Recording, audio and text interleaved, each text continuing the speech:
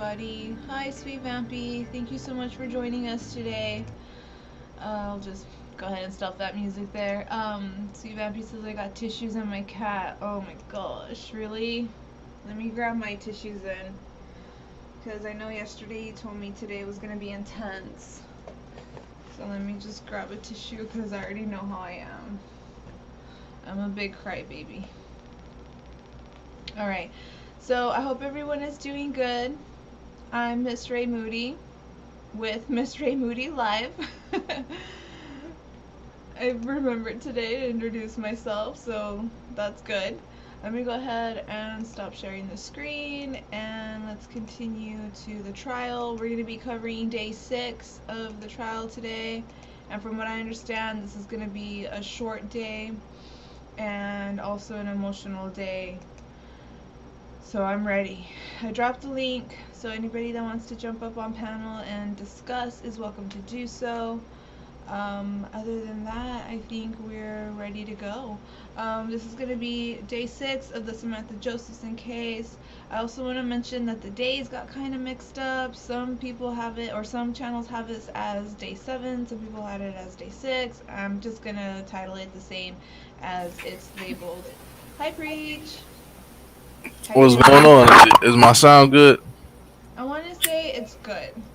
Let's hear you talk a little bit more, because I thought I heard a little distortion. Hello, can you hear me? I hear you. You sound great. All right, cool. How you doing? I am chilling. I'm chilling. I Oh, was catching up on some YouTube stuff that I was not privy to, and I had me a couple of laughs. And before you started the live, maybe we'll if this is short enough, we'll have a brief intermission and we could talk about some other sectors of YouTube that I find pretty funny. No drama, it's just funny got shit. you. Sweet Vampy says you're a little bit loud. Maybe move your mic a little bit out.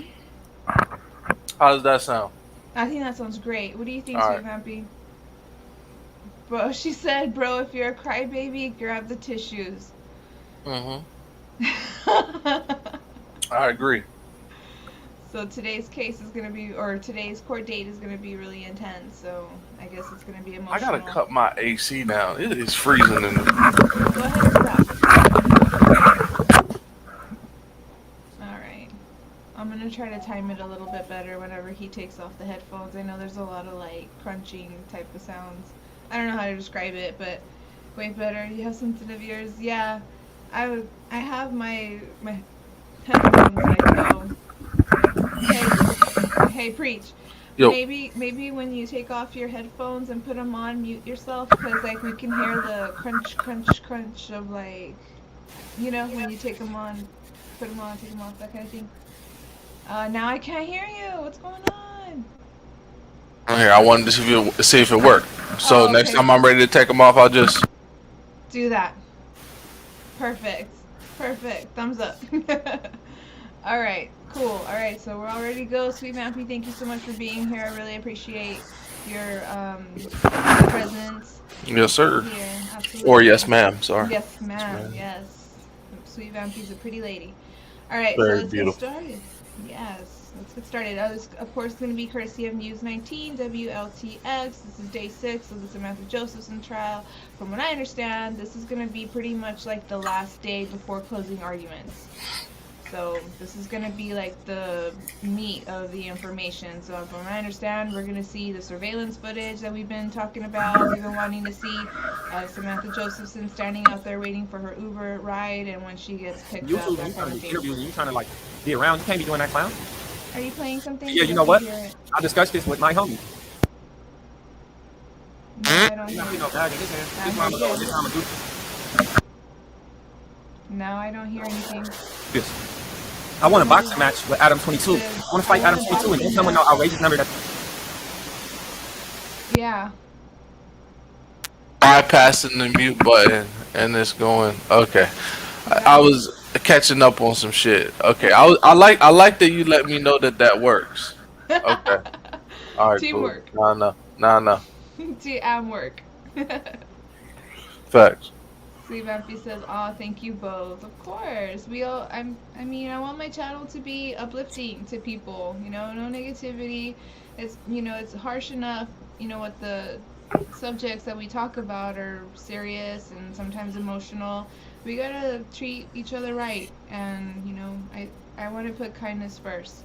So anybody that comes in here talking smack and lowering vibes, just boot them out. They're not one of us. No, they're not. All right, so let's go ahead and push play and let's see what they got for today. Okay, so it's probably gonna be a little bit quiet for now because they're just starting. Okay, here we go. If any of you have been exposed to anything that affects your ability to be fair and impartial in this case, please raise your hand. All right. Very good. We'll press on. You may call your next witness. Big call, Dr. Thomas.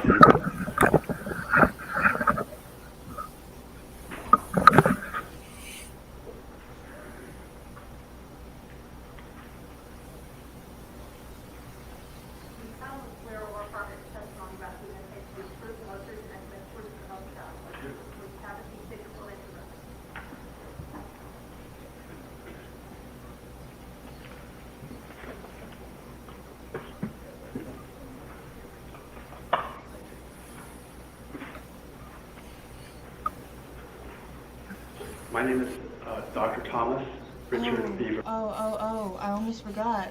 Speed it up. My bad. Alright, let's restart. Or keep going. B-E-A-V-E-R. Good morning, Dr. Beaver. What's your profession? I'm a forensic pathologist. And tell us what a forensic pathologist is. Yes. Forensic pathologist is a physician who has been specifically trained to determine the cause, manner, and mechanism of death in cases of unexplained death. And are you a licensed physician? Yes, sir. And what? Real quick, Sweet Vampy said that is what I respect about you both. You both have been so kind every time I'm around either of you. I have only met Preach a couple times on other streams.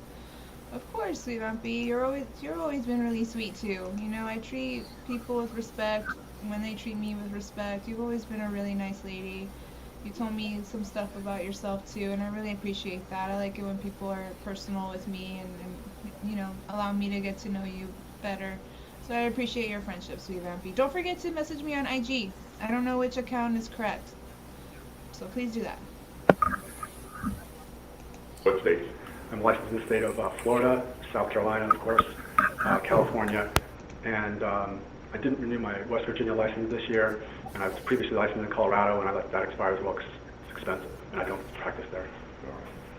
How long have you been a forensic pathologist?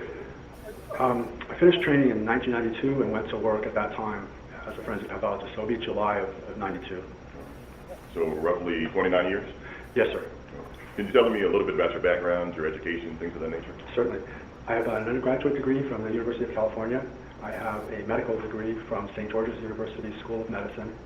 I completed a 5-year residency training program in anatomic pathology and clinical pathology at the University of Colorado, and I completed a fellowship in forensic pathology at the Denver County Coroner's Office.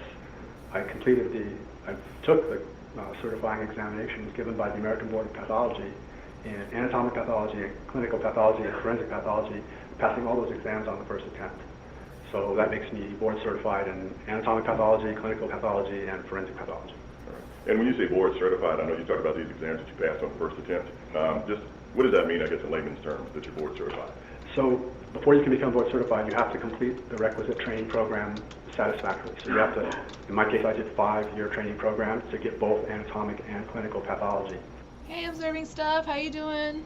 Thank you so much for being here. Once you complete that training, then you're eligible to take the exam. So you take the exam. The pass rate is less than 50%. In the group of forensic pathologists that took the forensic pathology exam, it was about 50% was the pass rate. To pass all those exams on the first attempt is really unusual.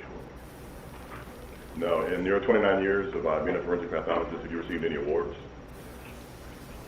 Or special recognition, any honors, things of that nature? Yeah, so I was appointed to the Crime Lab Council in the state of Florida by the governor, and so but that's about the only thing. I don't really seek awards or anything like that. So I don't really promote myself. And what positions have you held just through your time as a forensic pathologist? My first job out of training, I was in a private practice pathology group in Modesto, California. And in that group, I covered. I was the only forensic pathologist, so I covered all the counties of Central Florida. So I'm in Central California, and it won't mean much to you, but it's Stanislaus County, Merced. Dude, that's where I grew up. Can you hear me? Yeah. Okay. You grew up. Okay. Yeah, That's in what's up. Stanislaus County. He said Merced. I grew up in Turlock. Hey, Patricia Jackson. Thank you so much for being here. Hey, observing, man. If you're not busy, dog, your opinion will be appreciated, dog. If you want to jump up on panel, let me go ahead and drop the link again just in case anybody wants to come up. Observing be talking that shit. Yeah. He just don't be trying to do too much on YouTube because people be hating. I understand observing stuff. I get it. Hey, anybody hates on observing stuff, let me know. I'll clothesline them real quick. Sweep the leg. Virtually, of course. Yeah, of course.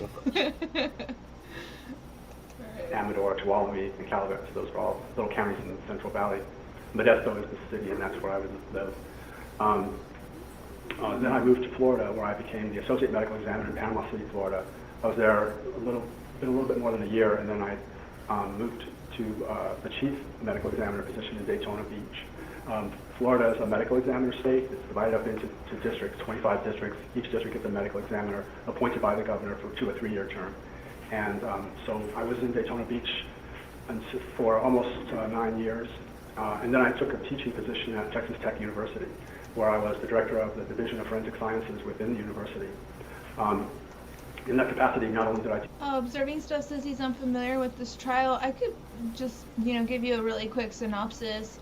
You might have actually heard of it. This case was trending. Quick rundown. Yeah, just a quick rundown. So the victim was Samantha Josephson. She was out having fun with her friends. I saw Johnny. Look at him. He's a star. What does he want? Your beer or what? He wants rubs. He's going for my hand. Look, he goes for the hand because he knows that's where the rubs come from. Yeah. So he'll like mess with your hand until you just eventually just rub him. Yes, give in. Yeah. That was so cute. I wish my dogs could like leap around like that and like jump on things like that, but no. Yeah, he just pops up out of nowhere, man. Yeah. He be catching me slipping. He's my only op in existence that could get the drop on me like that. Talk about Climbs right up the back of the couch. Catch me slipping every time. It was hilarious, so cute. So Samantha Josephson was out having fun with her friends, and she called an Uber ride because she had been drinking, and she accidentally stepped into the suspect's vehicle, and his name is Nathaniel Rowland. She then turned up the next day, stabbed to death. So far we've seen a ton of evidence, basically blood that was in his car at his girlfriend's apartment where he was staying at. We heard from his girlfriend who talked about like how they met. Oh, okay, you remember? Awesome. Okay, yes. We're actually, I want to say, on the last day of trial before closing arguments. So it's going to be interesting because from what I understand, prosecution is going to close out and then it's supposed to be the defense's turn to present any like witness testimonies or experts. And from what I understand, they're going to pass on that. So pretty much they've got nothing really to defend him. And from what I've seen, their defense has so far been kind of understanding the situation type of thing. Like they haven't really alluded to any doubt, other than there was DNA from I think 2 other men, they said, and either on the body or maybe it was in a car. I'm not too familiar. I was kind of in and out when the octillionaire lady was talking. Oh yeah. She was up there for like almost 2 hours and she was just saying a lot of the same things, but because she was talking about each piece of evidence, which is, they got to cover their bases. That's important. Trying to see if forgetting anything drop the mic moments. Not really, other than the look that his ex-girlfriend gave when defense was trying to imply that she may have had something to do with the cleanup of the blood, but she said no, she was not. Let's see, Patricia Jackson said, cats are such a joy to have. I love them. I had a jet black one and a red one. They were such a joy. A red cat. I don't think I've ever seen a red cat. I gotta check that out for myself. Sweet Vampy said they had closing arguments today and they are deliberating. I didn't get to watch it today. It's live. It's number 7. Mm-hmm.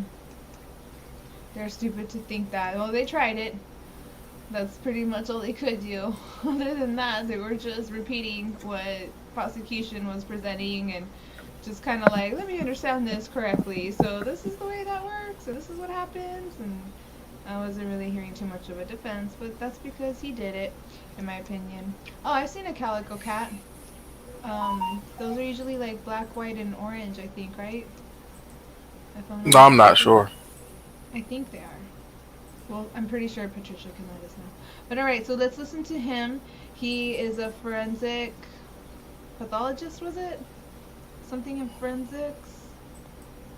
Kind of, sort of. Well, let's keep listening. I think he's... Yeah, okay. He's talking about his credentials.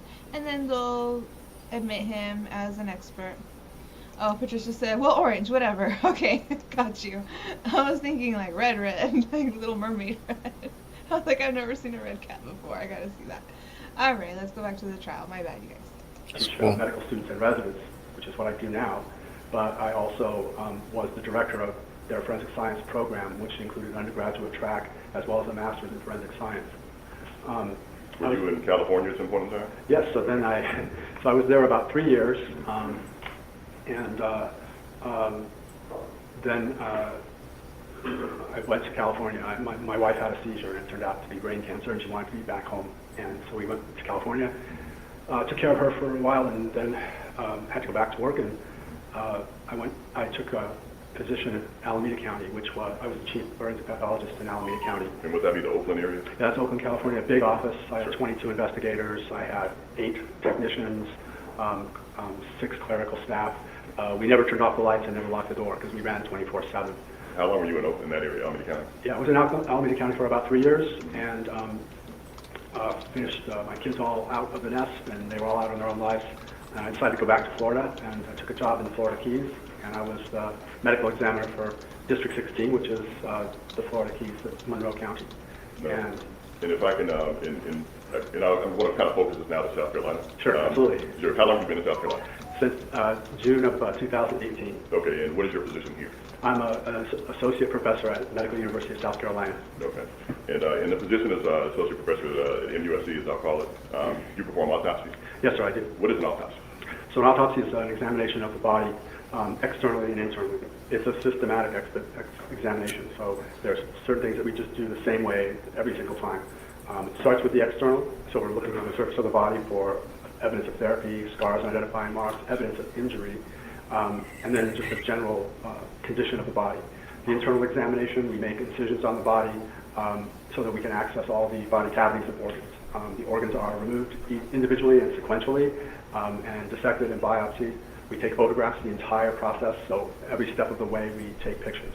So, and then I'll ask this question because we'll get a little bit more in depth in a couple minutes about that. Roughly how many autopsies have you performed in the last 29 years? Oh, yes, sir. I don't keep a count, but it's probably 10,000 and it may be more. Have you been declared as an expert in the field of forensic pathology? Oh, yes, sir, I have. Okay. In the multiple states where you practiced? Yes, many times. And in South Carolina as well? Yes, sir. All right. Your Honor, I'd like to offer Dr. Bieber as an expert in forensic pathology. He is so qualified. Okay. Well, thank you. Now we can get into a few more specifics. Now, you were talking about kind of the methodology that you use when you perform autopsies. Yes, sir. And you talked about pictures a moment ago and just how in depth you kind of remove organs and how you kind of systematically go through that process, correct? Yes, sir. All right. Now, what I'll ask is this. With that methodology, you first said that you take pictures. Yes. Okay, and you detail, like you said, systematically the organs. And that's just the process that you go through in every autopsy. Yes. Why do you take pictures? So the pictures are taken to document injuries. I think the old saying, a picture is worth 1,000 words, probably is accurate here. And And it's oftentimes easier to show someone something than it is to explain it by words. Now with the availability of digital photography and very good cameras and easy storage, we take the photographs that we would to explain what we see. Did you have the, do you take x-rays? Yes, sir, I do take x-rays. In this case, we took 13 x-rays. Okay, well, and now we're going to focus on this case in just a moment, but you generally take x-rays as part of your process? Yes, absolutely. Okay. All right. Now let's focus then. Let's get to it. So did you have an opportunity to perform an autopsy on Samantha Josephson? Yes, sir, I did. All right. And in the process that you talked about, that was what you followed as you performed that autopsy, is that correct? Yes, sir. All right. So tell us, let's start with photographs. You said you normally take photographs. Did you do that here? Yes, sir. Approximately how many photographs did you take? 170 photographs. Okay. Why so many? There were a lot of injuries. And x-rays, I was just mentioning. Did you take x-rays? Yes, sir. Okay. How many? I took 13 x-rays. Why is that? So we take x-rays in the case of gunshot wounds as well as stab wounds. And so I had initially seen sharp force injuries, stab wounds. So that makes me think that I need to take x-rays in this case. And I'm looking for perhaps pieces of the knife that have broken off. When the knife hits bone, it will either bend or break. So many times... So you're saying steel will bend or break if it hits bone? Yes, if there's enough force applied and the knife blade is not sturdy enough, it will bend, or else maybe the tip will break off. When the tip breaks off, we can match that to a weapon if we recover it. Now, as Ms. Josephson was presented to you in March of 2019, what was her body weight and height? Yeah, she was 69 inches tall, and she weighed 160 pounds. All right. And you alluded to some of this a moment ago. When she presented you, what was it that you saw that grasped your immediate attention? There were two things first. The first thing was that she had an extensive amount of insect activity on the surface of the body. And the second thing, pretty much at the same time, was that she had many stab wounds over the surfaces of the body. Now, you talked a moment ago about, you said sharp force injuries. Yes, sir. Okay, explain to the jury how you characterize sharp force injuries. So in the universe of injuries for forensic pathologists, things are either blunt force or sharp force. And sharp force injuries are broken down into two types. Incised wounds, which are wounds that are longer than they are deep. So these would be, some people might refer to them as a scratch or a cut. And then there are stab wounds, and the stab wounds are deeper than they are wide or long. So these are wounds that are where the knife has gone in, there's made a little cut in the skin, but the blade has gone deeper into the body. So would some people call those puncture wounds? Puncture wounds, yes. Stab wounds. So I won't know, when I first see a sharp force injury, I won't know whether it's classified as a stab wound or an incised wound until I probe the wound and see how deep it goes. And when you probe the wound, explain to the jury what you mean by probing a wound. So I have a metal probe that it's like a thin piece of metal, and I put that into the wound, and I try to follow the path of the wound, and then and I mark the spot on the skin with my fingers by grasping it. When I pull it out, I can then match it to a ruler, and I can see exactly how far the probe went in. Now, again, you captured all of these things that you did by way of taking photographs. Is that correct? Yes, sir. And would that assist you in explaining to the jury, what you observed and why, in your findings as a result of what you observed? Yes, sir.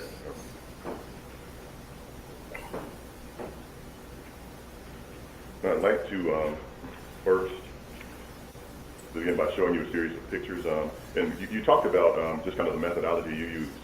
As you performed this autopsy, did you, because of the number of stab wounds as you mentioned, did you do them in groupings? Did you try to group them differently than you normally would? Yes, sir. Once the number gets up around 100, it really makes the autopsy report and any description very bulky. So I try to group them where they're closely together and related. So yes, I'll group them into groups of 5 or 6 or 8 in a certain area. And you mentioned the number 100. Were you able to count the number of stab wounds as you observed Ms. Josephson's body? Yes, it's over 100. I think somewhere around 120. But it's to a point where it's not really, it doesn't really add much to the report. Colton Dolphins, Your Honor? Yes.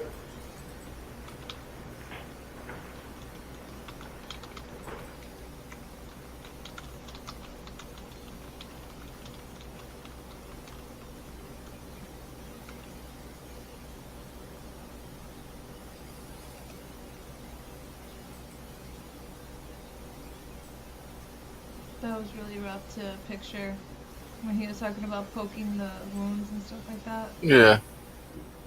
Ugh. That made me wince, for sure. Now, let's, for purposes of this organization, I prefer to go, let's go head to toe. Okay. So that we can talk about some of these matters. I'm going to show you, and at this point I'll show them to you. You can, in my question to you, I'm just going to explain the process and make sure we're clear. Do not show these to the jury as I show them to you. I want you to tell me if you recognize them first, then we'll talk about them before we do any publishing of any pictures and stuff. I understand. I understand. All right. So, Your Honor, I'm going to approach the witness.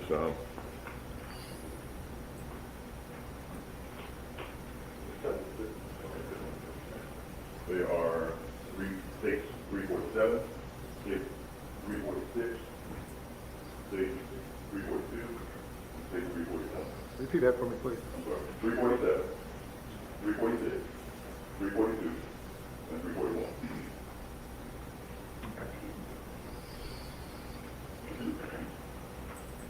And actually, do you recognize these photographs? Yeah.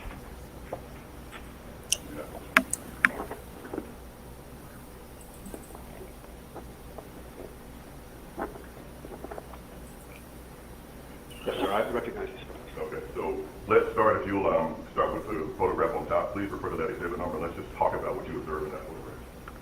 Okay, so I'm looking at exhibit number 341? 341? Yes.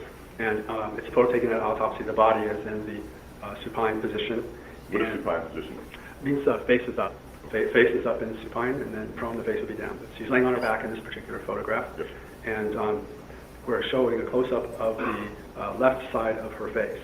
At the bottom of the frame is her left ear. Towards the left side of the frame is her chin. The eye and eyebrow are towards the upper right corner. And what we see in the center of the frame is her cheek. And on the cheek are a number of parallel cutaneous defects, which I would describe as abrasions. And they're abrasions that you would get if the body was dragged. You used the word of term of art, cutaneous. What is cutaneous? Cutaneous is just the skin. And So you're seeing scratches on the skin is what you're suggesting? yes, sir. I'm seeing scratches on the skin, and they're parallel scratches. So I think that the scratching surface that's scratching your skin is going in one direction, all going in one direction. Okay, and that suggests the person being dragged? Yes, sir. Okay. Now let's look at, again, not publishing to the jury yet. Let's look at the next picture of So now I'm- import. Yeah, and explain again that exhibit number and tell us what you see in that picture. Yes, sir. I'm looking at exhibit number 342, and this is another picture taken at the time of autopsy. Again, the body is in the supine position. It's a close-up photo, and it shows the right side of the head. To the extreme right lower corner is the right ear. Towards the left side of the frame is the top of the head. Towards the extreme upper right corner of the frame is the nose. And so in the center of the frame, we're looking at the right side of the forehead, the right eye, and right eyebrow. And so, what is it of, did you notice any defects to Ms. Josephson in those pictures? Oh, yes, sir, there's many. Now, explain to the jury another term of art what a defect is. So a defect would be anything done to the skin that is not part of a normal process. So if I cut myself shaving, that would be a defect that I created. So it can be an abrasion from rubbing on the skin. It could be a stab wound. It could be a bruise. It could be a burn. So a defect is a very generic term for a number of different injuries that might have occurred to the skin. So explain to the jury the defects, just without the picture, without the visual, but you can point yourself, if that will help at the moment, the defects that you observed when you performed this autopsy on Ms. Josephson, based on state exhibit number 342. Yes, so she has bruising over the forehead and the right side of her face. She has a stab wound in the eyebrow. She has a number of other stab wounds on the right side of the face. May I interrupt you for a moment? You said a stab wound to the eyebrow. Yes, sir. Okay, so a moment ago you mentioned you take x-rays, correct? Yes, sir. And one of the reasons you take those, as you said, was to see if there may be damage to a weapon, to a knife. Yes, sir. This is the primary reason. When I saw these stab wounds to the head, the skull is a very hard bone, very thick, and stabbing the skull frequently results in the knife bending or breaking. And so it immediately alerted me to take x-rays because we might have a piece of the knife actually embedded in the skull. Thank you, sir. Please continue. So I find that she also has an abrasion on the corner of the eye, and as I said, some bruising. The right eye is somewhat collapsed, and that's probably from some trauma to it. And then there's hemorrhaging to the periorbital tissues, the tissues around the eye. She's got a black eye, basically. Now let's talk about that word you just mentioned, if there's hemorrhaging. Is there a way to determine if wounds take place if a person is living or post-mortem when they're dead? Yes, sir. Okay, explain that and extravasated, I believe is the term that's used often. But explain those terms, sort of hemorrhaging versus extravasated to the jury, if you would, please. Sure. So hemorrhage is an active process, and it requires a blood pressure. So when the person's alive, their heart's beating, they have a blood pressure. So all the blood vessels in the body are under a pressure, and the blood flows. Extravasated means that the blood has drained out of the blood vessel. So if we cut, say, the blood vessel and there's no blood pressure, blood will still drip out of it, but it's not under any kind of force. There's no hemorrhage going on. But if the person's got a blood pressure and you cut the blood vessel, then the blood will squirt out. It will be forcefully expelled from the blood vessel by the blood pressure. So it would kind of be like if you had a hose and the water was turned off and you cut the hose, you would expect a few drops of water to come out of the cut, but it wouldn't be much. If the hose was turned on and you cut it, then you would expect the water to come out forcefully. That's the difference between extravasated and hemorrhage. And so in this case, you said hemorrhaging? Yes, sir. She has hemorrhage. Okay. So which suggests she was alive when these wounds were inflicted? Yes, sir. All right.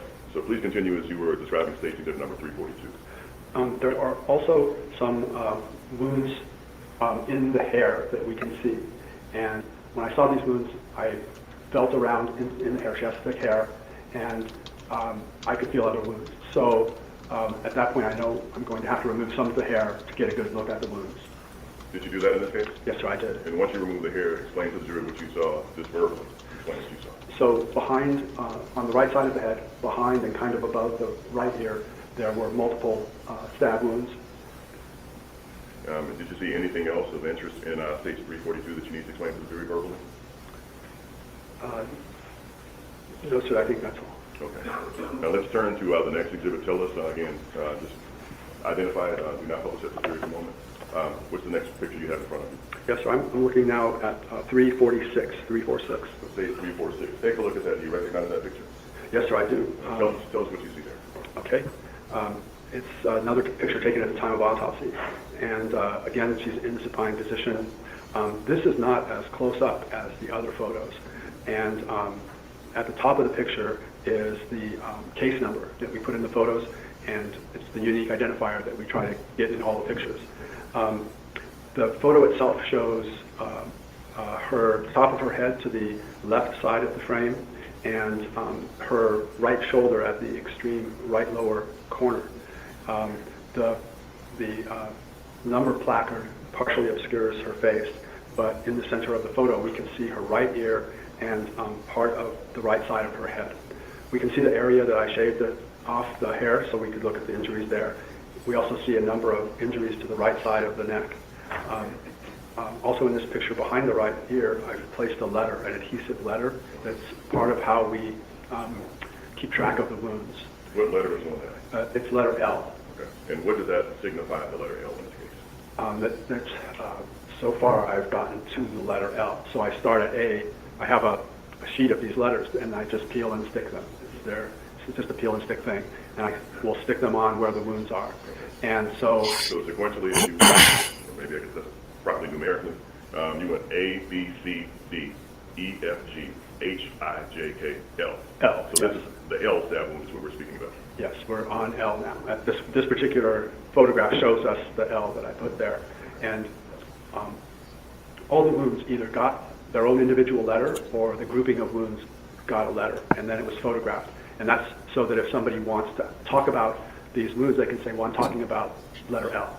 And then we can all look at the picture and know that this is the wound. Also, in this picture is a probe.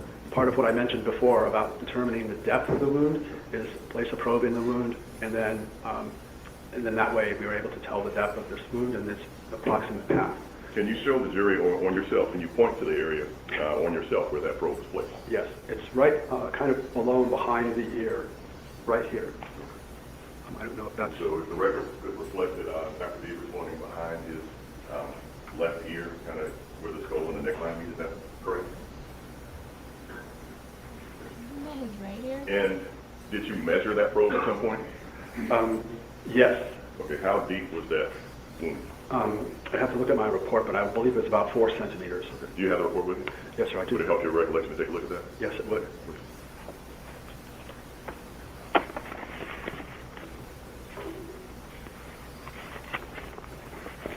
Yeah, sweet Vampy, that must have hurt her so much. It probes to a depth of 3.6 centimeters. Okay. Can you show us just kind of with your fingers about 3.6 centimeters is? Yes, sir, I think it's about that far. And what type of damage would a wound that goes 3.6 centimeters, excuse me, you said centimeters? Centimeters, yes, sir. Centimeters into the area. This is 3.6 centimeters? I thought it was like really little. This looks like more like inches. Or what? I'm missing something? No, those are centimeters. If you want to determine an inch, look at your finger. The lines on your finger. That's a good way to determine an inch. So yeah, this is right, centimeters. Each line is like an inch, yeah, on your Okay. finger. Isn't centimeters smaller than an inch? Yeah, centimeters are smaller than an inch. So then how is this much 3 centimeters? When only this much is an inch? They might mean inches. Do you see what I'm saying? No, I see what you're saying. They could mean inches.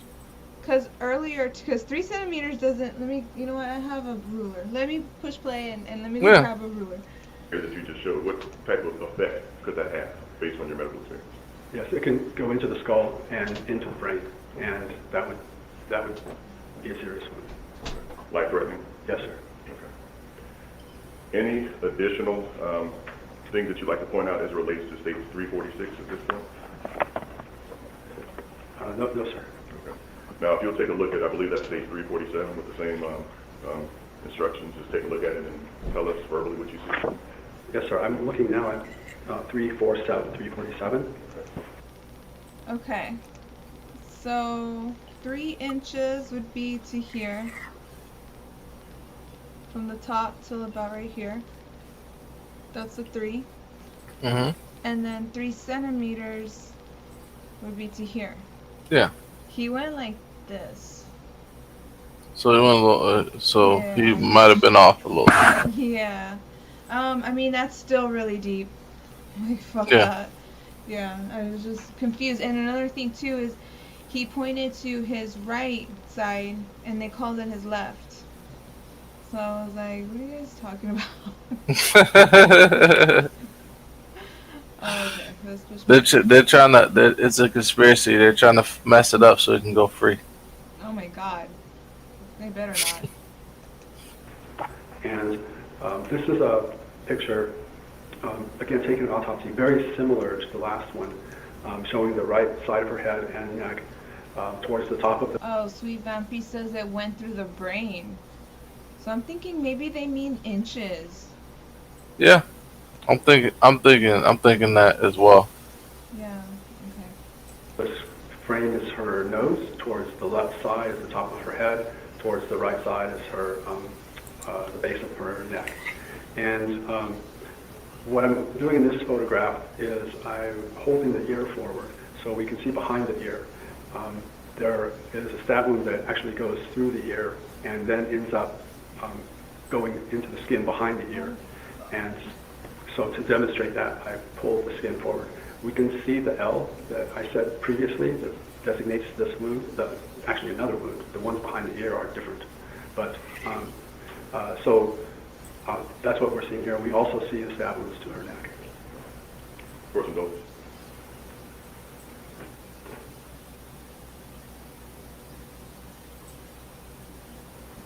John, I'd like to have State Exhibits 341, 342, 346, and 347 submitted in evidence. They're marked for identification at this time. and I'd like to have them entered in evidence at this time. Your identification only at this time. Yes, sir.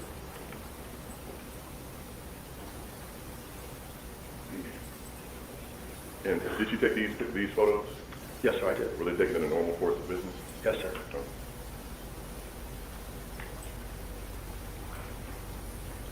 Now let's look at, just so I give you, let's talk a little bit more after we talk about the neck and the head. Let's talk about the torso next.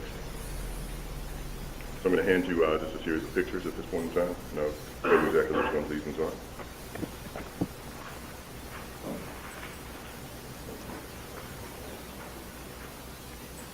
Sorry, sweet Vampy. We're here for you.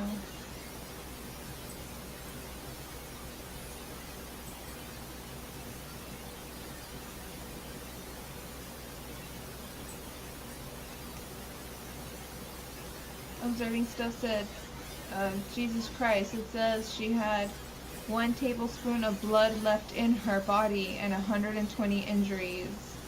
Yeah.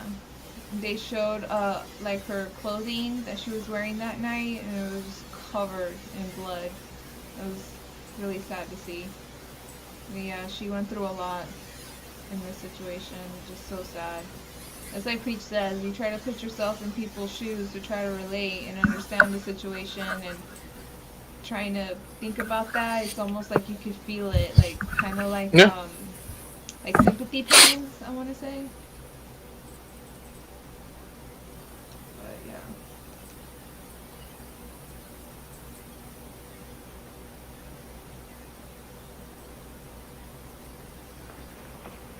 All right, I'm going to hand you a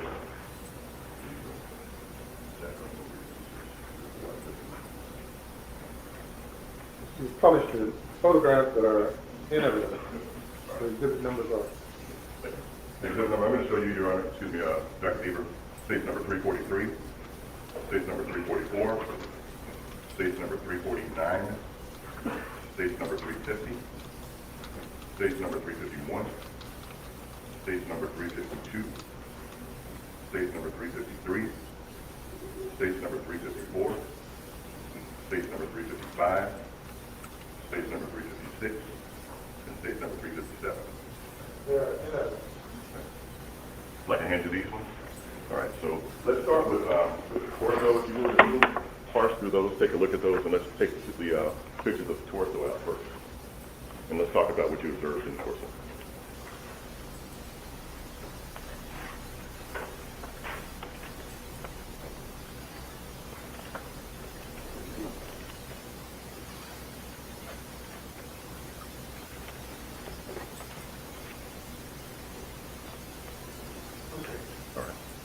So which number do you have in front of you, sir? So I'm going to start with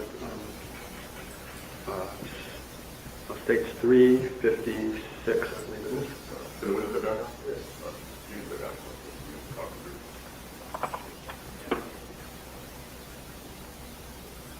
And you can bring that photo with you.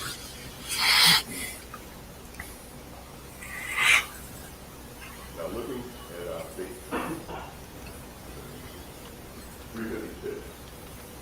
Explain to the jury, let's turn this way so you're facing forward. Tell the jury what you're seeing here. Photo taken, I'm Bob Hoppy. That's what we're here around. The meeting of the And pockets, this is the pocket I was talking about earlier, that's the spot for the number. Then we're looking at her back, and now she's rolled up on her side. So we're looking at the left side, that's the left arm at the top, and her right shoulder at the bottom. And we have clean drugs. We have clean drugs, so we washed off a lot and things like that. It might have scared the police. But we still see a lot of the sort of skin is sort of abraded on. And these yellow waxy looking things, that's all insect activity. So that's from ants, and this specific insect are ants in this case. So ants have taken and started to kind of take off the superficial layer of the skin. They're all going to the skin. And so we just do stab with here, stab with here, stab with here, and stab with here. So we have a number of stabs on what I would call flank. Every time. Yeah. Pay attention to me. Stop doing that. One of these goes actually to the lung, but then the other ones don't penetrate into the internal organs. They go superficially, centimeter or two, but not into the internal organs. But the main thing is insect activity. We're going to do this with these photos. Would you like to? Yeah, so yeah, take a look at the next torso photo that you'd like to take a look at. I think, yes, I think this is, most of the rest are not torso. Okay. This is the next. All right, well, tell us what we're looking at, and show us, and tell us the exhibit you're looking at. So I am looking at 352 and this is a photo. This time the body is laying on its back. So she's laying on the table back. We've got the placard in here with her identifier, and we're looking at the abdomen here, and her hand is kind of resting up on the abdomen. So we can see here some of that insect activity again on her wrist. So that insect can't indicate I've done that. Then we can see the knuckles of her hand. There's a little defect right there on that knuckle, which is indicative of some type of blow, perhaps. And then she has a little bit of discoloration in the knuckle, contusion. We can sit around it.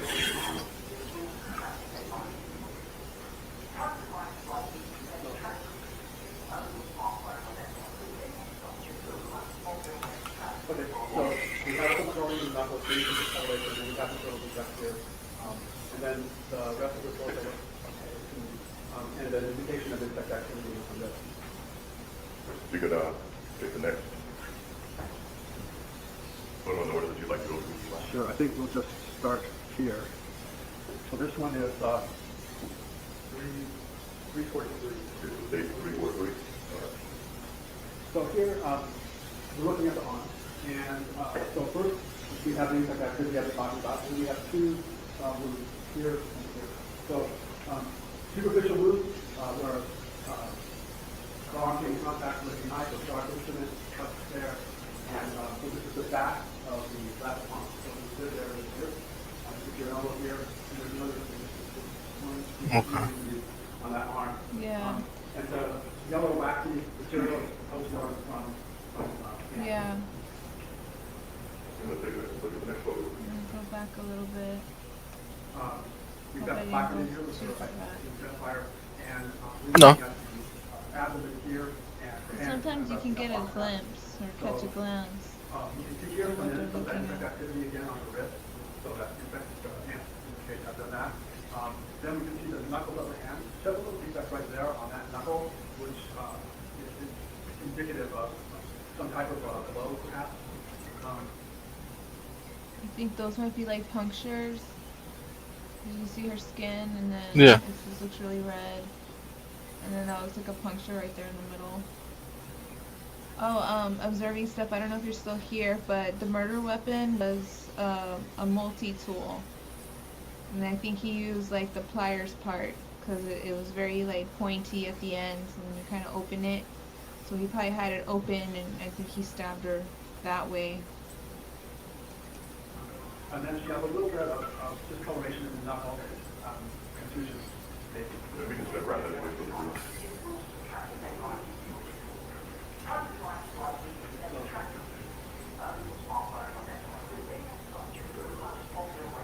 Okay, so we have some scoring in the knuckle, some discoloration, and we have this little defect here. And then the rest of the torso, okay, and an indication of insect activity on this. You could take the next photo in order that you'd like to go through. Sure, I think we'll just start here. So this one is 343. This is date 343. It looks like it's her arm, and there's more red there. All right. So here, we're looking at the arm, and so first we have the insect activity I've been talking about, and then we have two wounds here and here. So superficial wounds where the arm came in contact with a knife or sharp instrument, cut there, and so this is the back of the left arm. So we live there and here. You get your elbow here, and there's another 1, 2, 3 on that arm. And the yellow waxy material is postmarked from And let's take a look at the next photo.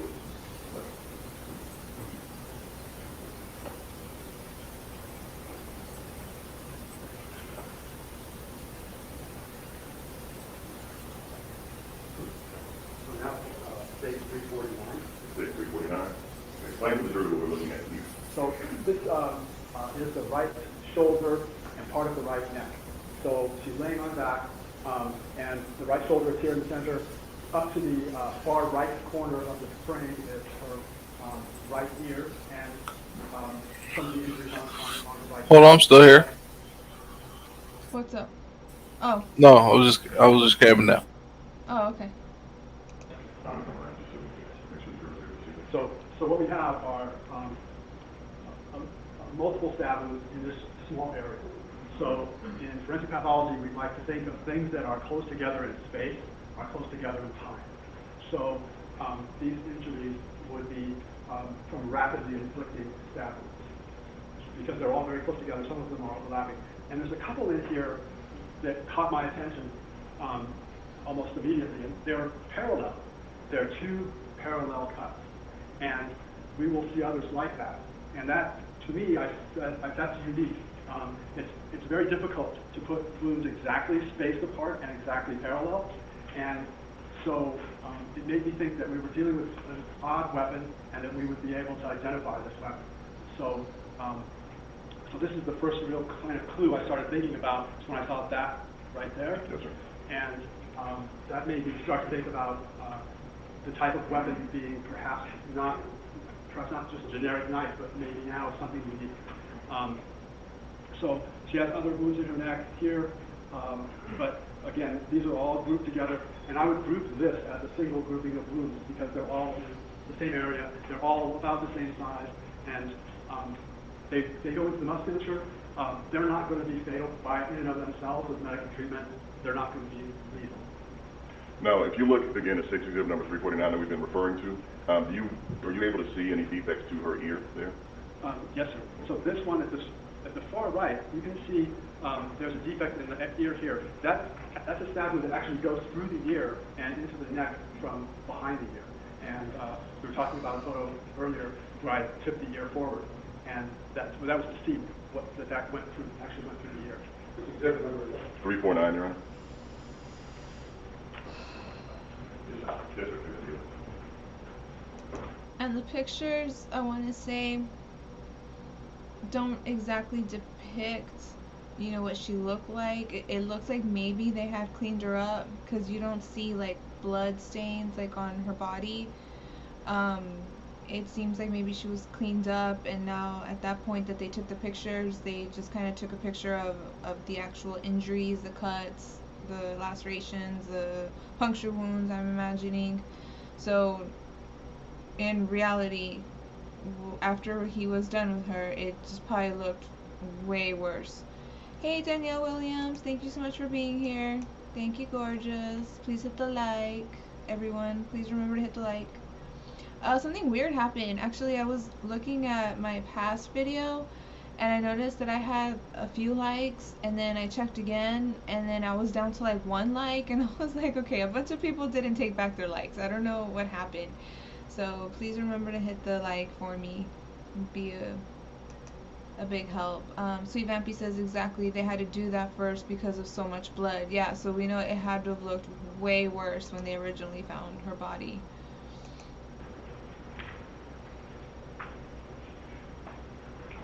The same process. What exhibit are we looking at? Yes, sir. This one is 344. All right, 344. I'll hold that.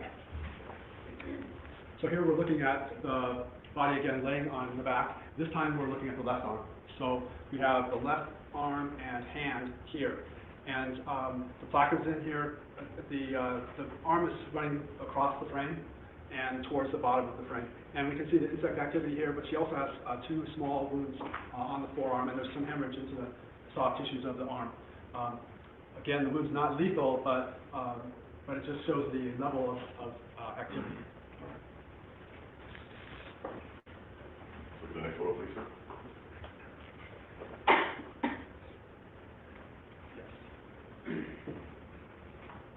Let's see, we're looking at states number 350, 350.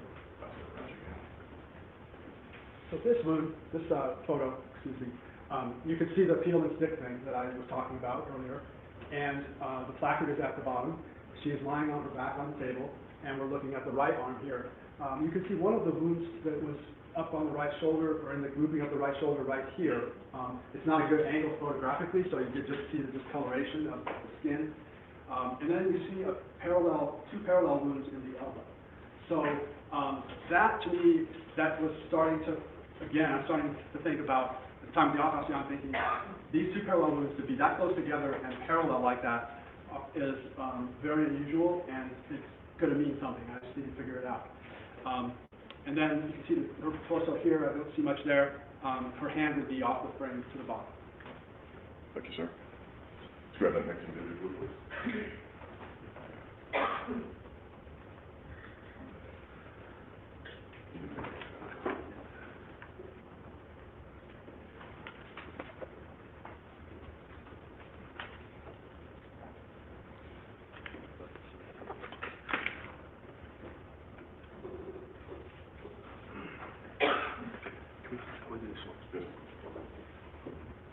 What number is that?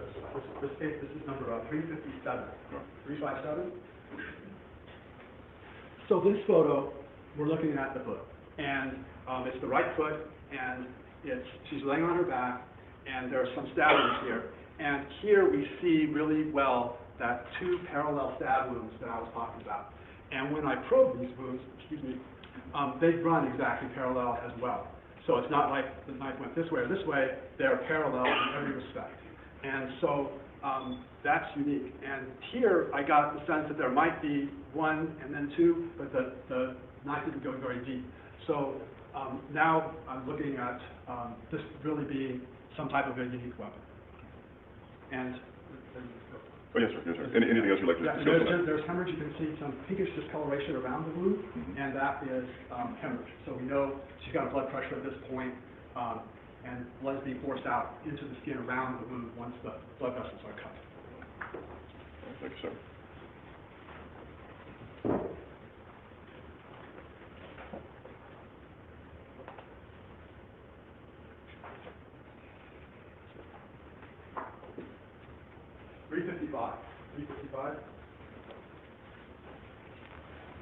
So now we're going to look at the right hand.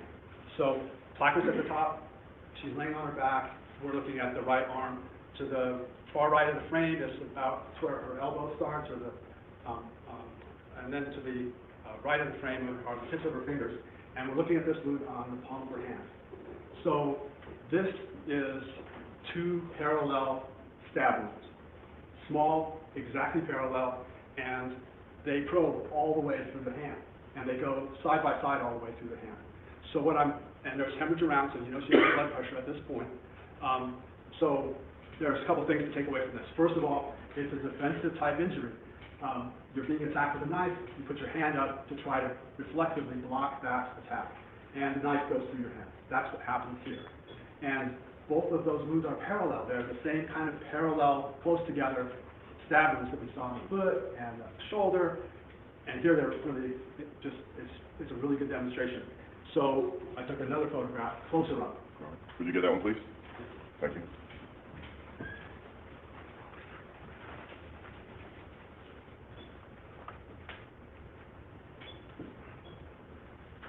And would it help if I hold both of those side by side? Yes, sir. So we're looking at stage exhibit number 354 and 355. So I took a closer picture of the palm of the hand. We're looking at the palm of the right hand again. Towards the top would be her wrist, towards the bottom, tips of her fingers. And these wounds are exactly two little cuts that are parallel to each other. And they're a set distance apart. They doesn't vary. And they go all the way through the hand. So this wound is what you would expect for someone trying to defend themselves from a stab, and the knife hits them. But in this case, the knife is unique because it's got these two blades. It would have to have two blades or two pieces to the blade that would be parallel. And so at this point, I knew if we could find a knife, we could match it up with this wound, because there's just, and I actually went to Google and I looked at about 1,000 pictures of knives, and I couldn't find any knife that was like this, that has those kinds of parallel blades. So, the next one? Yes, sir. So, we're going to look at 353.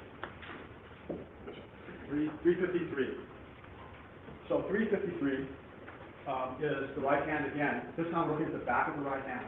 So remember I said that the wounds to the palm went all the way through and came out the back. And so now we're looking at where it comes out in the back. And again, there are two parallel wounds side by side. And so coming out like that, there would have to be two parallel legs. So we have the hemorrhage around it, so she has the blood pressure, and the wounds are exactly parallel, and they're that set distance apart. So that would take some kind of a unique instrument to do that. Are there all of those match points? I think I have one more. Okay.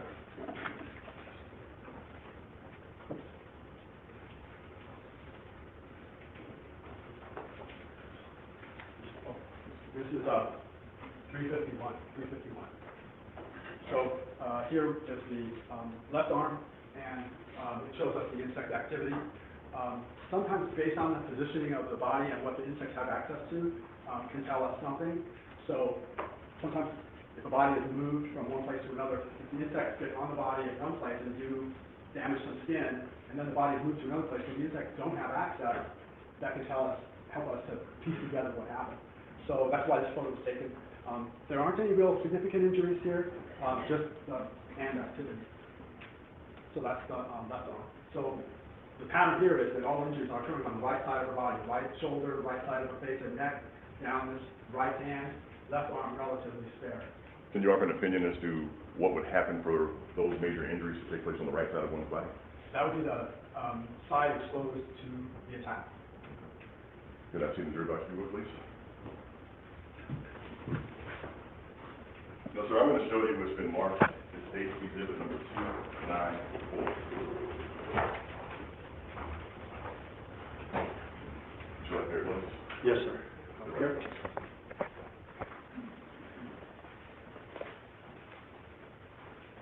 I'm sorry, State Exhibit number 295.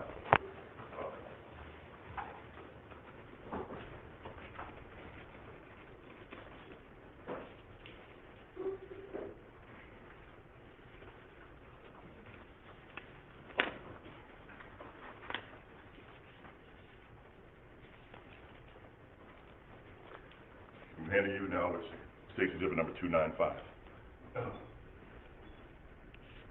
You referenced multiple times. Well, tell us what you're seeing with that that interests you as you look at this.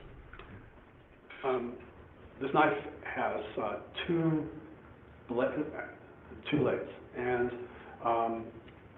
they are relatively parallel. They are bent at the tip, and they're the size appropriate for the wounds that I saw. This is the weapon. And as you look at this, based on your 29 years as a forensic pathologist, do you have an opinion of that weapon and the injuries that Samantha Josephson sustained? Yes, the parallel cuts are made by this. Now, did you see, may I have case number 225 back, please? Did you see some singular stab wounds as well? Yes, and many, in fact, the majority of the stab wounds were singular stab wounds. Let me hand that to you. So, Please speak to the jury. yes, sir. So once this is pulled apart, like this, now it's a single-bladed weapon. So that's one of the things that was confusing me at the autopsy was I thought there must be two weapons because there was the parallel blade ones and then there were the single ones. So I thought it's unusual to have two weapons. But now I think it's explained to my satisfaction that this is the knife in this conformation would make the parallel ones that I saw, and then if it's in this conformation, it could then make the single stab wounds.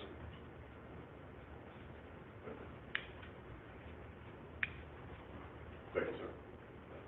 Now, as you perform this, I'll sorry, I have a question. How much blood does a human body only contain? It's about 4 or 5 liters.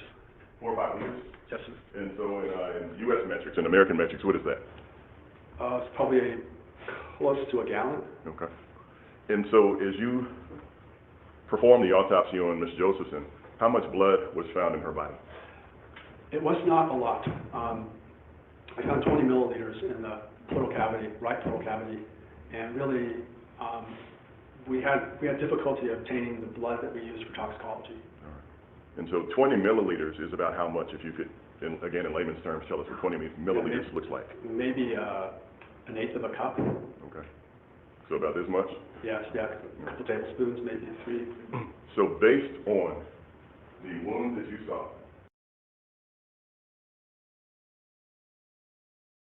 and the fact that about 5 liters of blood should be in a human body, yes, where would you expect the blood to be found in this type of activity, in this type of case? She's going to bleed out. She's going to bleed out, you said? Yes, sir. Okay. And one of the neck wounds involves the carotid artery. Sorry, I think I was muted, but I said hi, Reef. Thank you for joining us. Sorry, this part of the case is, or this part of trial is really, really intense. He just described the victim's wounds and how she got them. So I'm the type of person, when I hear things, I tend to picture them in my mind, and then that in turn creates a reaction, and sometimes I get like sympathy pains and things like that. So right now this is just really intense, and I'm just trying to keep it together because this is rough. Artery and the jugular vein. We haven't talked about it much, but that wound would produce a lot of blood flow. Okay. And you'd expect to find that blood where? Wherever it took place, wherever these wounds were inflicted, the blood would come out immediately, just like the hose analogy. All right. Now you mentioned the neck wounds and the jugular vein. Is there something called a hyoid bone? Yes, sir. Okay. Let's talk to the jury about the hyoid bone and what you observed with that. Yes, sir. For a forensic pathologist, the hyoid bone has a great significance. It's a little horseshoe-shaped bone. Literally, it would fit inside my hand right here, and it sits up high in the neck. And so if you'll just show us. Sure. It sits up high in the neck. Yes, sir. And it's hooked to the back of the tongue and to part of the larynx. And it's a free-floating bone. It doesn't articulate with anything. It's not like an elbow or something. It's hinged by muscle. So there's muscle of the tongue on one side of it, muscle on the throat on the other side of it. So, and for us, it's the sine qua non, and that which names, of manual strangulation. So if you strangle somebody, you put your hands on their neck and you squeeze, that will fracture the hyoid bone. So when we see a fractured hyoid bone, it is manual strangulation until proven otherwise. The bone, because it sits so high up in the neck, it's very punches and blows to the neck don't affect it. Because it's mobile and it's attached to muscle, again, blows to the neck generally don't affect it. You have to get that squeezing motion to fracture it. So she had a defect in her hyoid bone on the right side. In her case, though, I'm not of the opinion that it's a strangulation. I think it came from one of the stab wounds to her neck. The knife actually got up high enough to sever the hyoid bone. So is your suggestion that Station number 295 this knife got high enough to sever that bone? Yes, sir. And so it doesn't say for us that, for me, it doesn't say absolutely. I couldn't tell you absolutely there was no manual strangulation involved, but I can tell you I would favor that it was done by a knife, by the stab wound. But it would be high to do because that bone is relatively protected. Even in ligature, when we see a ligature strangulation or someone committing suicide with a ligature, what is a ligature? I'm sorry. Explain what a ligature is. Oh, so if we put a rope around the neck, very common way people commit suicide, common way for people to attack each other. And even then, you don't see a fractured hyoid bone because the ligature, the rope, the wire, or the phone cord slips up over the bone or it slips up underneath the bone, but it doesn't get the hyoid bone. So hyoid bone for a forensic pathologist is manual strangulation until proven otherwise. And so here you said there was a severed jugular? Yes, and carotid artery as well. All right. And so based on your 29 years as a forensic pathologist, are those wounds lethal wounds? Yes, sir. And so when we talk about the types of lethal wounds that you saw, we talked about an injury to the brain. Yes, sir. And we talked about the injuries to the hyoid bone. Yes, sir. And the jugular. Any or both of those could be considered lethal wounds? Yes. Okay. And the wounds that you saw consistent with station number 295, the knife you talked about, do you have an opinion right now that you can tell this jury of what caused Samantha Josephson's death? Yes. Multiple stab wounds. I made the cause of death multiple stab wounds. Gentlemen, we're going to have you go to the jury room for a break now. please do not discuss the case. Okay, so it sounds like they're gonna have a break. I don't know, it looks like they come right, oh no, here we go. Let's try to find where we're at next. Let's look for the next expert or witness. Ooh, they took a, kind of a long break, no problem. Looks like an hour. Let's go. State's exhibit number 341. As we talked about your testimony earlier, will you explain to the jury the significance of this photograph and what that helped you ascertain? So the first thing that I did mention before, but so I didn't mention this before, but it's a good thing this reminds me. Insect larvae are here. So that's what those are. So flies will come to the body almost immediately in a matter of minutes. They lay their eggs, the eggs hatch, and that's what they're seeing there. It takes a few hours for the eggs to hatch. So these are the marks on the side of her face that I was talking about earlier. They're parallel, and remember they're yellow and kind of waxy looking, so they're post-mortem. There's no blood pressure to cause these to hemorrhage. They're occurring in the post-mortem interval. And because of their parallel like this, pretty much all running the same direction, that makes me think that there's a surface there that's now scraping across the skin. So to me, this means that the body has been moved in the post-mortem interval. Somebody moved the body after death. And it also tells me a little bit about the insect activity. Thank you, sir. Now, next I'm going to show you what's been marked as State's exhibit number 347.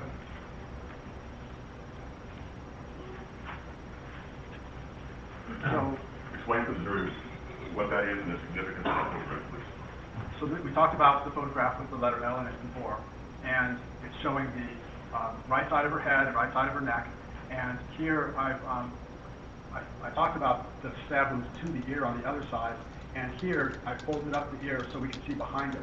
And you can see again the two parallel lines of where the stab went through the ear and then went into the neck. This is not a fatal wound. These two parallel wounds are not fatal, but they're of interest because it's helping us to identify the weapon. You can see some of the insect larvae are in her hair, and then there are some wounds here. This wound here goes into the skull and the brain, as does this one.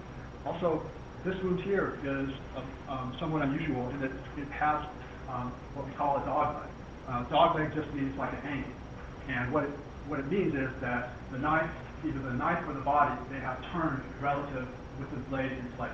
So if you stab this person and then you twist the knife, or they move their head, you can create this dog leg type of situation. So I know that, and here I believe that the blade hit the skull and then was deflected, and that's what created this dog leg.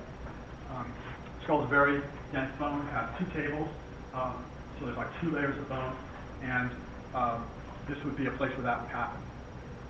The wounds on her neck, you can see them here. What's interesting of these wounds is that you can see that how they're kind of squared off at the back. This is a straight line, and it's sort of a V at this edge. So here, squared off V. These two don't show it as well, but that helps me to tell this is a single-edged knife, so it's not a double-edged weapon. And the heel of the knife, the flat part of the top is here, and the cutting edge is there. So it orients the knife relative to the body. So Dr. Beaver, as I hand to you again, State exhibit number 225, I'm going to give you these gloves if you like.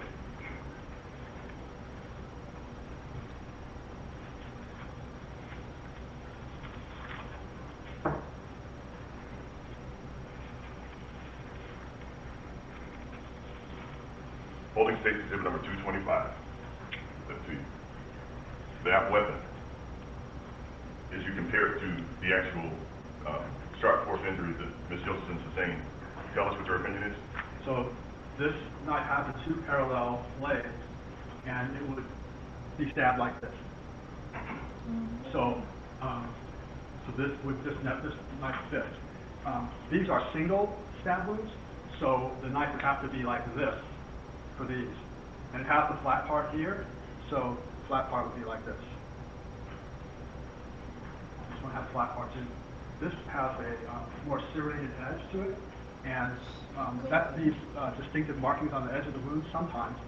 I don't want to get into it, but I think this might be where this is part of the saw blade was used. But it's too hard to say for sure. Thank you, sir. Turn to the witness stand, if you would, please.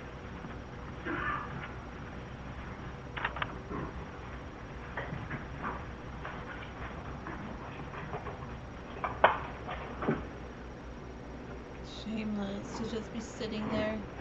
No.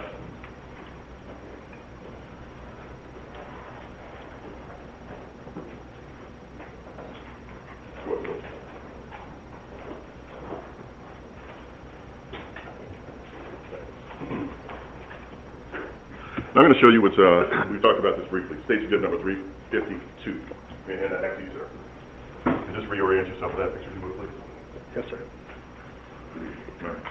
Now, in your 29 years as a pathologist, again, some 10,000 or so autopsies that you've done, do you always find DNA under fingernails? No, sir. Let's talk about that just a little bit with stage exhibit that I just handed you. What is it that you do during an autopsy when you photograph fingernails? So during the autopsy, we use that, the autopsy as a means to collect evidence. So we clip the fingernails and place those into an envelope, and then that is turned over to law enforcement for analysis. So we take each fingernail and we have a clipper and we clip them, and then we put the clipper in with the fingernails. So we've got the clipper as well as the fingernails. In my experience, the DNA is hit and miss. Sometimes you get it, sometimes you don't. And there are so many places in which it can be, the specimen can be compromised. First is that you don't get, the person doesn't have any DNA under their fingernails. They didn't scratch anything, or they didn't get that material. I think that's good with his expertise. Response.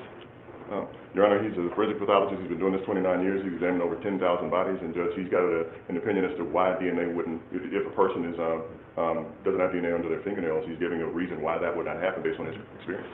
He hasn't been qualified in that area. Sustained the objection. Thank you. So, you talked about reasons here or there. You clip fingernails, you turn them over to law enforcement? Yes, sir. Okay, and once you've done those things, at that point in time, again, after you photograph the fingernails, do you do anything particular after that? Did you observe anything particular of her hands that were of interest to you and her nails? She had injuries to her hands. Also, I don't think her nails were very long. As I recall, they weren't long. They were fairly short. So I don't know if that affects the recovery of DNA.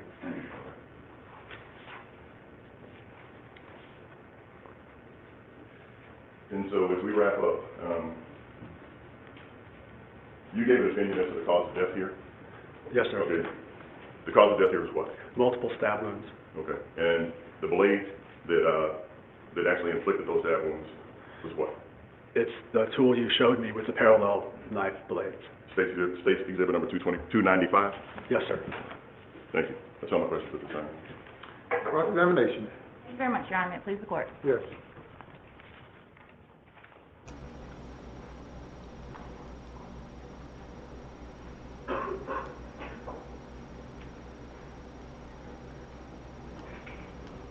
Good morning. Good morning. And you have a copy of your report with you today, right? Yes. Okay. And the date that you examined Mrs. and that was March 31st, is that right? Yes, ma'am. Okay. And during that exam, you're wearing protective gear, Yes, ma'am. right? Gloves, is that right? Yes, gloves. Yes. You're wearing protective gear on your hair, on your head Yes. to cover your hair, Yes, ma'am. and probably on your body, right? Yes. Yeah, we wear a plastic gown that goes over the head, has sleeves, actually hooks over your thumb. Then I personally wear 2 pairs of gloves, and I have a hat, and then I have a mask. And it's a paper mask similar to the ones that are here like this. Right. And then I have booties on. And then under all that, I'm wearing scrubs, clothing that stays in my office that doesn't go anywhere else. And MUSD has a service, the machine. I turn the scrubs in and I get new scrubs every time. Gotcha. And anyone else that would be present with you in that exam room, they would have protective gear on as well, at least gloves. Yeah, for our technical staff, they all would, including a person that takes the x-rays. Sometimes law enforcement comes in and they don't. You told us earlier that your exam starts by doing an external kind of view of Miss Josephson's body, right? Yes, ma'am. You take her weight, Yes, ma'am. right? You indicated that she was 160 pounds at the time of autopsy. Yes, ma'am. She was 69 inches tall. Yeah, yes, ma'am. They're laying down. Long, I should say. Yes. 69 inches long, and that is 5 feet 9 inches. Yes, Is that correct? Otherwise, a healthy adult female. Yes. Okay. And you also, during your kind of external exam, you take note of the clothing that she has on. Yes, ma'am. And any notes about that you put in your report. Anything you observe. Yes, my exam of the clothing is more superficial of the kind of clothing she has on, and general description. I don't go into detail examining the clothes because I'm going to take them off and I'm going to package them, and they're going to be sent to an evidence technician who's going to examine them thoroughly. Your job is related to examining the body. Exactly. In this case, it came with clothing on it. Yes, ma'am. On her, and you did mention in your report that you've noticed defects in the clothing. Yes, ma'am. Specifically her shirt. Hey, old Natty, how you doing? Ah, my mistake. Oh, okay, Sweet Vampy, I was just making sure that it wasn't something that I missed. I was asking Sweet Vampy if she knew if the interrogation video was out there, because it doesn't seem like they're going to show it during trial. My guess was if there isn't an interrogation video, it might be because he lawyered up right away. That's the only thing that makes sense to me. It doesn't make sense why. Or maybe there was an issue with like Mirandizing him. Maybe they threw it out for some reason. I'll have to probably look into that further, like just do some independent research. It's probably something I'll find in an article. But I'm kind of leaning towards either he asked for a lawyer right away, so there was no interrogation video, or something was said or done during the interrogation video and the judge threw it out. So I'll find out if I can. If the information is out there, I will find out. Yes. And that it was heavily bloodstained. It's okay, Sweet Vampy. All we could do is look for it, and if it's there, then cool. If not, then there's got to be some kind of explanation. We'll figure it out, I'm sure. Yes. You go on to make notes about her fingernails. Yes. And in your report, you indicated that they were medium length at the time. Okay. Today, you're telling us that you thought they were fairly short in length. Well, they're not long, let's put it that way. So I was in the idea of getting DNA under your fingernails. Long fingernails will be more effective in getting some kind of DNA under your fingernails than short ones. So hers are medium length, so probably a little bit longer than mine, but. Since you noticed that they were medium length. Right. And they would be, say my nails, longer than my nails. I think yours are about medium length, maybe. This is medium length. Yeah. So if you can see, on short is no white. Okay, no white color. Yeah, but I have no white on my nails. Hard to see your nails, but But you were able to notice with the nails that she had evidence of tearing. That's what you put in your report. Correct. Yes. And at the autopsy on March 31st, you take the clippings. Correct. And along with the fingernail clippers that you clipped with, put those in a bag, right? Correct. An evidence bag. Correct. And those get sent off. Yes. Law enforcement takes those, right? Yes. Take those back to the lab, right? Yes. And you go on to tell us about you notice that there are offensive wounds on her knuckles. Is that right?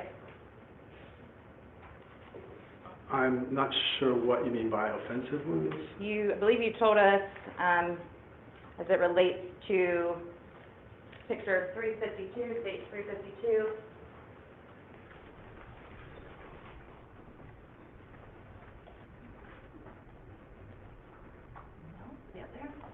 That's 352 that you noticed on her knuckles. Yes. So the discoloration is on this part of the knuckle. Well, do you want me to talk about this or not? Is there a question? The question was, you noticed a defect with her knuckles. Yes. And that is on her, I believe, is that her right hand, left hand? Which hand is that? It's the left hand. And you told us on direct that was indicative of a blow. I said that it could be blows or struck. Okay, like she hit something. Yes. Okay. And on the flip, there was a stab wound to the other hand. Correct. And we call that a defensive wound. Yes. Something that you would see if somebody put up their hand to stop something from happening. Yes. And that went through and through. Yes. You also told us that Ms. Josephson experienced significant blood loss, Yes, I believe so. that it was difficult to even obtain a sample to send off for toxicology. Yes. And the deepest, and I'm just looking at your report here, and correct me if I'm wrong, the deepest wound we noted here was 7 centimeters, I believe, Yes. and that was to her thigh, is that right? Yes. And 7 centimeters is what? 3 inches or so. Less than 3 inches to, I think it's 2 3/4 maybe. Okay. And that's the deepest one. Like I said, we've seen it plenty, but the weapon that we talked about here today, it opens up, you said. Is that right? Yes, I had not seen the weapon before it was presented to me today, so I did not know that it opened up until I saw it this morning. But you've And- been told, you had a conversation with the prosecutors in preparation for trial where a discussion about this multi-tool was had, right? Yes, that was like a few days ago. Mm-hmm. And during that conversation, you would say that some of the wounds are consistent with being made by the multi-tool in the open position and some in the closed position. Correct. So there was some information you had prior to today about what type of weapon was alleged to have been used. Yes. Okay. And then also at that time you told them there was evidence of offensive wounds because of the discoloration and defects you noticed on her knuckles. I'm having trouble with this offensive wound thing. And I'm just using the words that we were given that you would be testifying to. Okay. So, do you want to hear what my problem is or not? Sure, yeah, sorry, please. Okay.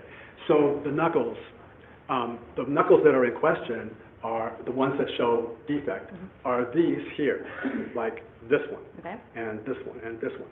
Okay. So offensively, when you make a fist, mostly you hit these knuckles, not ones that are in, and not necessarily these. So I don't know exactly how those knuckles were injured. They could have been injured in throwing blows, but I'm not going to say that they are offensive injuries. Okay. It's a fine gradation of logic, but I understand. that's what I mean. But based on that photograph and your observation, it appeared that she hit something. Yeah, she hit something or something hit her. Gotcha. And you described these wounds, and there are a lot of them. I believe you said there were over 120 or around 120. Yeah, something like that. And multiple stab wounds in a small area, that indicates to you close in time, or close together in space, close together in time. Correct. So this is a rapid, these are rapid stab wounds. My opinion. Yes, based on what you observed on the right-hand side of her shoulder, right? Yes. And that grouping of wounds there, right? Yes. Okay.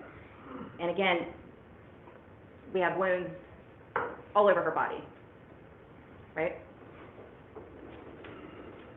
In all areas of her body, not covered completely, but they're not just on her head, not just on her torso, but she has them on her leg, her foot, her Correct. back, right? Yes, she has wounds in many places. And you were able to see those as you examined externally. You were able to see those and make notes Yes, ma'am, and photograph them. and photographs. And did you do any measurements, or I guess you did mention that you had done a Google search to see if you could find anything, but did you, other than, did you measure the alleged weapon in this case? I never even knew this weapon existed until a few days ago. Okay. So it has 2 different blades, right? Yes. And then when it opens up, the blade there would be a blade on each end, is that right? Yes. Okay. And I didn't know any of that until just a few days ago. Okay. And you didn't get a picture of the weapon at that time? No, and in fact, I sent law enforcement a picture that I thought might be the weapon just from my search of thousands and thousands of images of knives, and but it turned out to be something entirely different. Interesting. Beg the court's indulgence.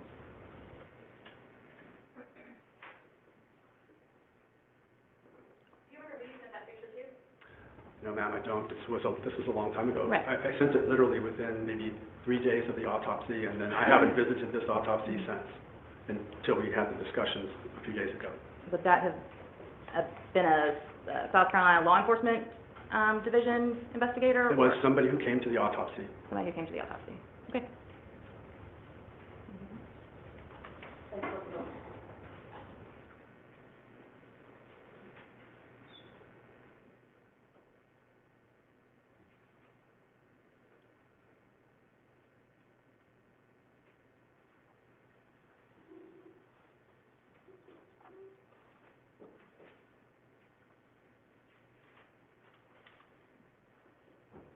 Thank you so much.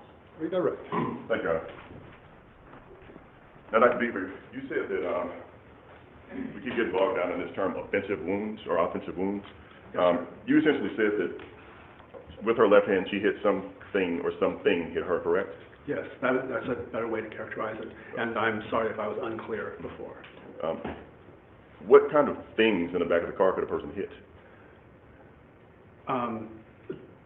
The door, I suppose, the window. I don't really know. I don't know the car, so I don't really know. And so based on your testimony, based on the cross-examination that I was just offered, you said essentially the knocking knuckles, as some people call it, is what was Yeah, exactly. What we would call the first interphalangeal joint, but this is the knuckles right here. Not the ones that are on your actual hand, right, but the ones that are on your fingers. The first one on your fingers. That's kind of these ones. Exactly. So they could be, but they're not completely characteristic of offensive injuries. Now, let's talk about the knife again. Is it possible to have a wound that's deeper than the length of the blade? Yes, sir. Explain that to the jury, please. So when the skin is compressible, you can push in and it will give. So when the knife is pushed against the skin, the hilt of the knife, the handle, pushes in on the soft tissue and allows the blade to go deeper into the soft tissues. So it's fairly common to see wounds deeper than the length of the blade, particularly on the abdomen and on the chest area, but also on the thigh where there's a lot of soft tissue that can be compressed by the hilt of the handle of the knife. And you saw that in this case? I did not see the hilt or handle mark, which is sometimes good for us to see, but that's what I measured it. And I put the probe in, and I pulled it out, and I put it against the ruler. That's what the length was. All right. And how long would it take a person to die from these wounds? The injuries to the brain and the carotid artery are fairly severe, and the bleeding would be profuse and very rapid. So I would say a matter of minutes, maybe 10 or 15 minutes, maybe 20. Okay. Court's indulgence, Your Honor. So that's all my questions. Thank you. Any further questions? Nothing further, Your Honor. You may step down. Thank you.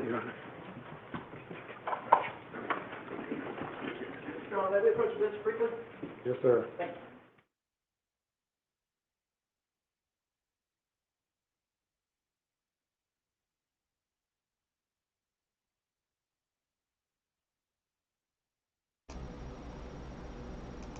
Yeah. Honestly, I felt a big rush of emotions when I read that the jury came back with a verdict after only 2 hours. That was a good thing to me. And I couldn't help but shed a tear, honestly, because the article where I grabbed that information from included a picture of the family, and that was really hard. You could tell the pain in their eyes. I want to say they were strong throughout you know, looking at the pictures and hearing about her injuries and everything, but there's something about the verdict coming back guilty that, I don't know, maybe it's just closure, maybe it's a culmination of all the feelings that have been held back during the whole time, and now it's just over, or somewhat over. Okay, so literally we have about, let me see, it looks like maybe a little bit over an hour. It looks like they're just going to show the surveillance, and then after that, that's going to be it for the day. So thank you so much, everybody, for being here with me to watch this. I really appreciate watching this with people that are loving and caring and have good intentions and are respectful to each other, to me, to the cases that we watch. And that's very important to me. Thank you very much, everybody.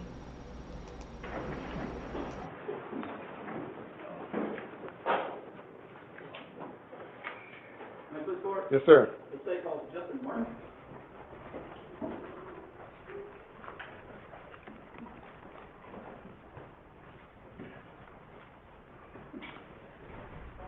Now we swear or affirm to testimony about you will be the truth, the whole truth, and nothing but the truth, so help you God. I do. Please have a seat, take your full name around.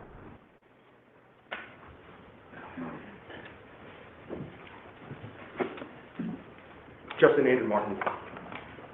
Mr. Martin, please tell this jury where you're employed.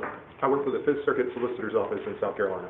How long have you worked for the solicitor's office? Approximately 4.5 years. All right, and what is your position there? I'm a body cam and video analyst. Body cam and video analyst, what does that mean?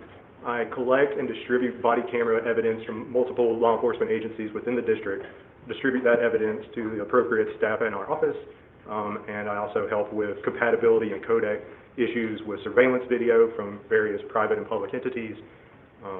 I provide redaction services for trials, and I also create demonstrations of video and audio evidence for trials.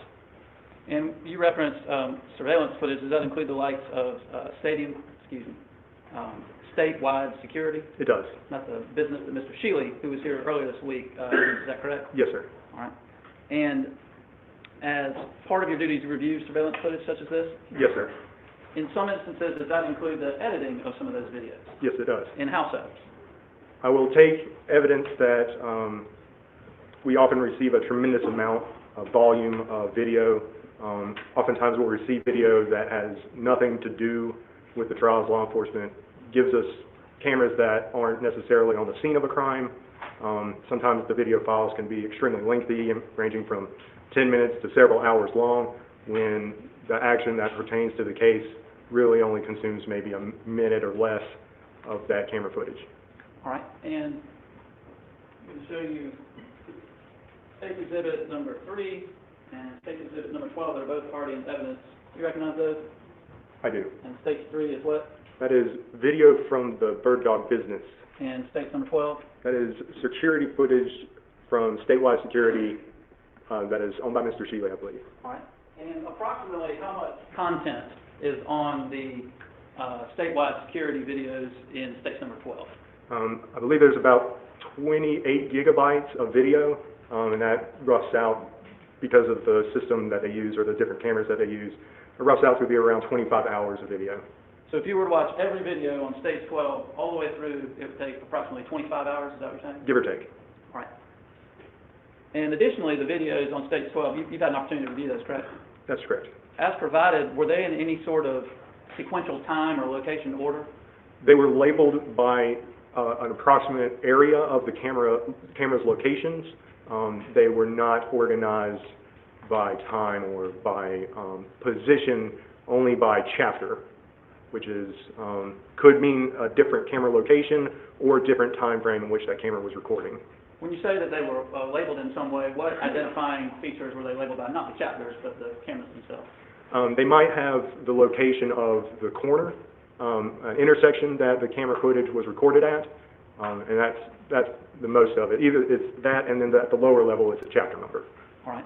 And did you have opportunity to create a PowerPoint in order to try and streamline the information contained in those 20-some hours of video? I did. And that's as a result of States 12 and States 3?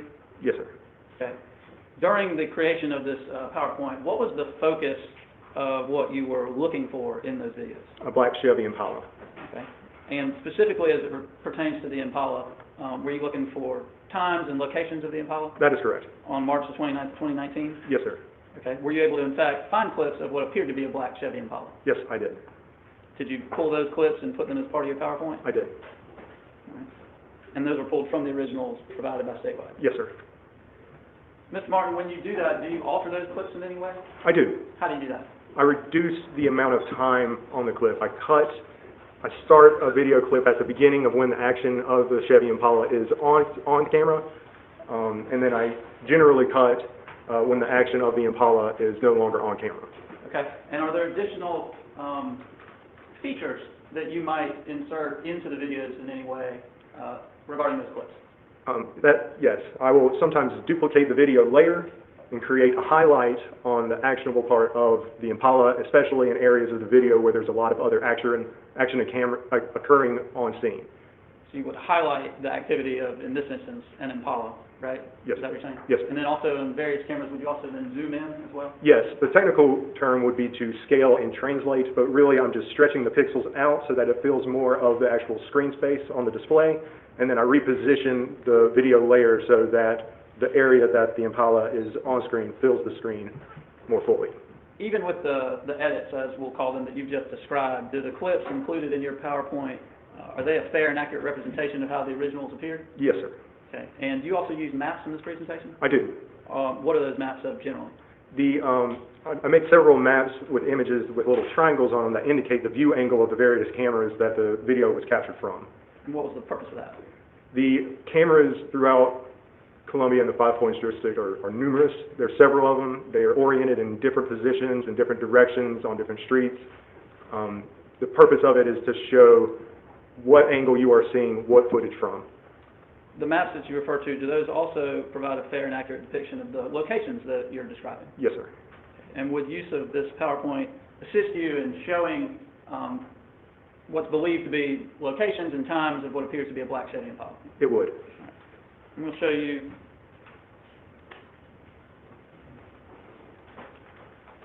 then mark the state 358 for ID. What is that? That is a DVD presentation I put together and burnt onto a disc. And is that a DVD of the presentation that we've been discussing here in the last few moments? It is. And the contents of this are the same as what you have been discussing? It is the same content. All right, this time we offer states 358 into evidence. No objection, Your Honor. Submitted without objection. All right, thank you, Your Honor. May the witness step down? Thank you.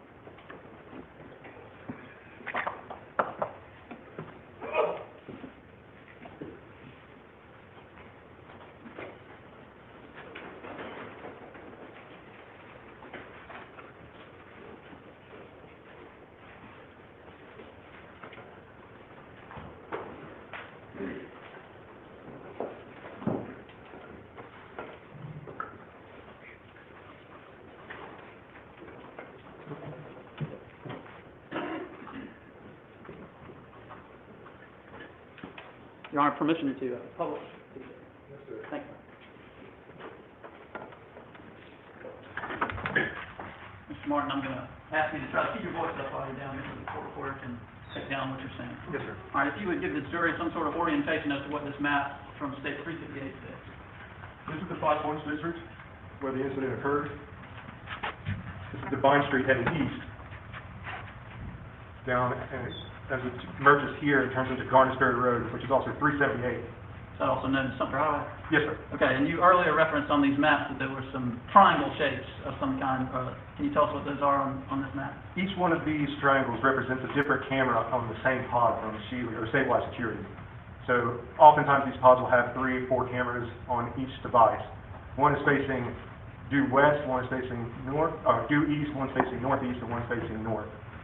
And this is at the intersection of Divine Street and Fort Jackson Boulevard. East of Five Points? Yes, sir. Okay. All right, and do you have those clips from those cameras? I do, and they're in the following slides. The first video is from this position, the second video is from this position, the third video is from this position. Alright. So this is looking which direction on Divine/Garner Ferry Road? This is Wow, that's really clear. Usually when you see surveillance footage, it's like grainy, kind of pixelated, not very good quality. This looks HD.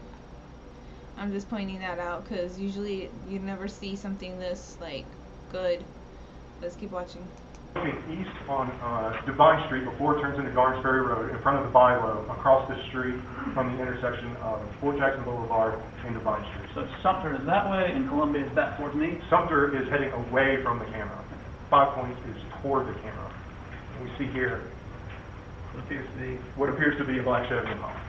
So we just saw the Chevy Impala drive by 5 Points and at going approximately towards the bar. 1:48 a.m. on March 29th. When you say approximately, why do you say that? You can let it play while you answer my question. The boxes that house the various cameras, each location can have variations in the timing or the clock that burns this time into the video image. They can vary various amounts from each location because of possible power outages or other technical issues that might occur at that specific location. All right. What's the next one, please?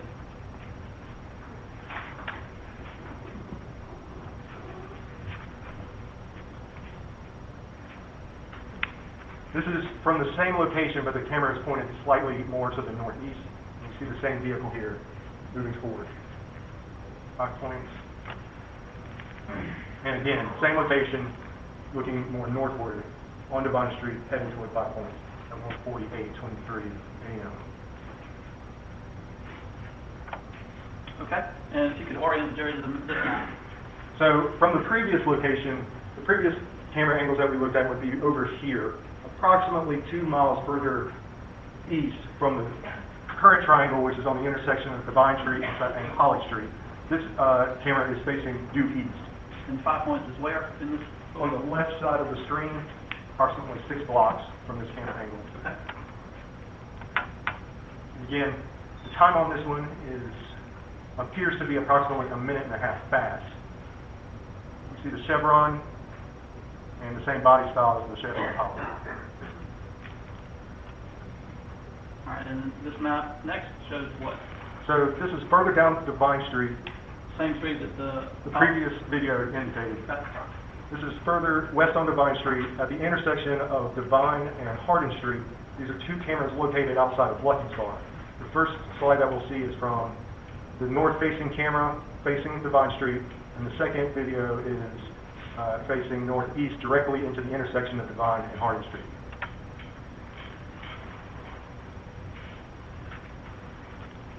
So the street that we're looking at here is which street? It's Divine Street. Fine. Is this an example of one of those highlights that you were referencing? Yes, sir. Car comes to a stop behind a champagne-colored car. Take note of the rims on this vehicle. They are 5-spoke rims with splits in them. The car has some identifiable markers, such as those rims, has a shark fin antenna, the tail lights grade down on the top horizontal lines toward the center of the trunk. It waits there, continues forward toward the intersection. This camera is located panned slightly more to the right, as we saw on a previous map. You can see the champagne-colored car here as it waits to go through the intersection, and the Chevy Impala here waiting behind. It waits here for several minutes as the... No, I'm sorry. You referenced the car in front of what appears to be the Impala, it's a champagne-colored car. Why do you reference other vehicles? Look at them. She needs help. She was turned up. She got crunk that night. And her friends are helping her walk. I was gonna say, this looks like a fun time. I could definitely see myself at a place like this having fun. Or other pedestrians, things like that in these videos that you're describing. When you get into a busy area like this, you start to have an easier time locating specific instances or certain vehicles because of continuity. Certain cars are moving across the intersection before this car passes into the intersection. You can identify that the cars are the same or the pedestrians. So if you can imagine if Nathaniel made a habit of cruising this area he probably regularly saw something like that. Women needing help, like walking. For him, it's a perfect place to victimize somebody because people's, guards are lower, their defenses are lower, they're out there having a good time, they've been drinking, who knows what else. And he was just looking to either rob or molest somebody, try to maybe talk somebody up. He met his last girlfriend because she was standing outside McDonald's where she worked and she was smoking a cigarette. Her shift was over. She was waiting for a ride or maybe looking for a ride, and he happened to pass by and was like, "Hey, what's up?" And he was like, she was probably like, "Oh, nothing. What's going on? Oh, you need a ride?" Like, "Oh yeah, I could use a ride." And then she would enter the car and then they'd start talking, get to know each other. So he probably thought, that could be a regular thing. And to him, this is probably the perfect place to not just pick somebody up, but pick somebody up that's completely vulnerable. And I have a feeling that Samantha didn't go for it one way or the other. If he attempted to, force himself on her, or if he attempted to like rob her or whatever, she fought back, and that's where it went really bad. And he pulled out that stupid multi-tool and began stabbing her. Sweet Vampy says, yes, exactly, but he was looking for someone who was by herself. Definitely, because this woman that just passed by had help, so I'm sure her friends, they were already helping her walk. They definitely weren't going to help her into a stranger's car. So, yeah, unfortunately, Samantha was out there by herself. Performing similar actions in similar corners. That way you can tell that even if the time does not match up on the camera, that you're still seeing the same period of time because the action is the same, you're just seeing it from a different angle. All right. Where does the black car go from here? It waits here until the light indicator turns green. Okay, so here they're showing the car. If you can't see it, I'll make it bigger. But this is the car that's highlighted. So that's him allegedly at this point of the trial driving by. Green, and it continues west on Divine Street past Hardin Street. Where, if you could, in this camera angle, approximately where is the Bird Dog Bar located? You could see, it is hard to see from here. It's kind of obstructed by that. It is. There's a parking lot here with Bird Dog and Natural Vibration. Sweet Vampy said he even goes in the wrong direction just to watch her. I don't know if you remember, but he also went into the wrong direction when he was getting pulled over. He went into a one-way street. That's how nervous he was. That was first clue that he was up to no good. They tried pulling him over and he turned to the left and it was oncoming traffic. Even the signs were there saying like do not enter or whatever. And then that's what, yes, you remember? So this guy has an issue with his sense of direction for sure. It would be obstructed directly behind this 5 points banner on this utility pole. All right, so we're going to talk a lot about this area, this 5 points area. Can you give the jury kind of an overview of some of the key streets in the area and how they all interact with one another? Absolutely. Divine Street is the street we've been watching the Impala drive in on. It has a little hook that turns down here towards Saluda Avenue. This is Blossom Street. This is Hardin Street, which goes north all the way to Richland Hospital. This is Green Street. This is the 5 Points Fountain. Natural Vibration and the Bird Dog restaurants are right here on Hardin Street. And this is a parking lot that goes from Hardin Street into Saluda Avenue. This is yesterday's restaurant. We don't have it on here, but there is a bar called the Cotton Gin right here, which we also have some video from. And so the next cameras are going to depict from the area of what was yesterday's restaurant, is that right? Yes, sir. It faces northeast, the first camera, and the other camera faces due west.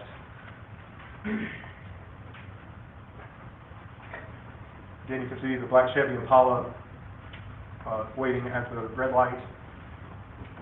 When the light turns green, it continues west. You'll see a white truck pass, get headed east. And then the next, again, to show continuity, see the white truck approach the stoplight. And we'll sit here for a moment.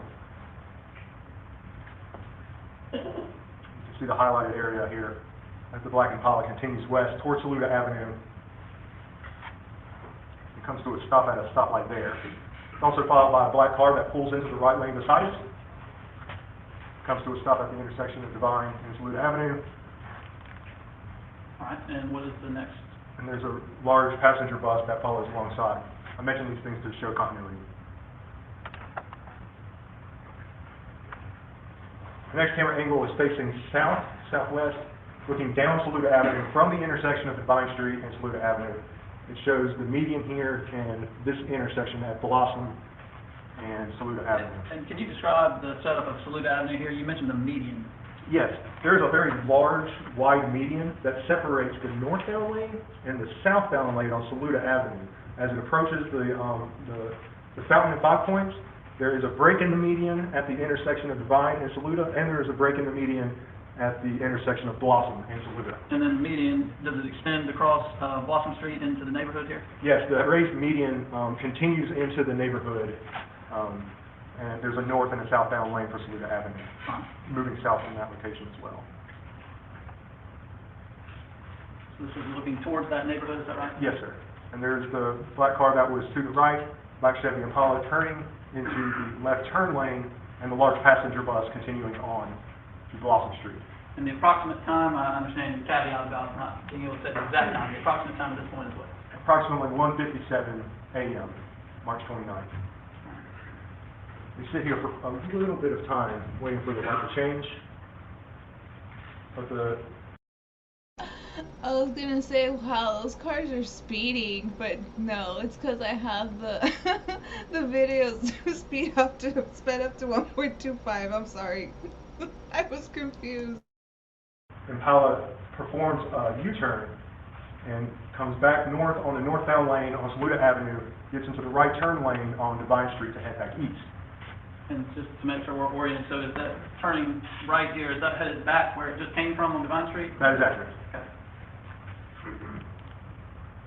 This is a previous camera angle that we just looked at as we watched the Impala move towards Saluda Avenue. We're going to use the same camera to show the action of the Impala moving back toward the intersection of Hardin and Divine Street. And in addition, there's another camera angle on the side of the same building from the same group of cameras that faces directly across the street of Divine Street.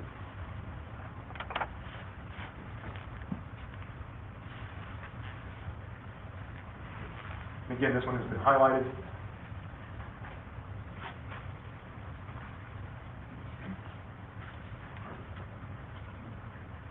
Its right turn indicator is on as it approaches the intersection. This is turned slightly to the right near the same location. The right turn indicator is on. You can see the rims match. And it turns right back south onto Hardin Street. I wanted to mention that for my personal taste, I guess, this looks like a really cool town. I mean, it's a college town.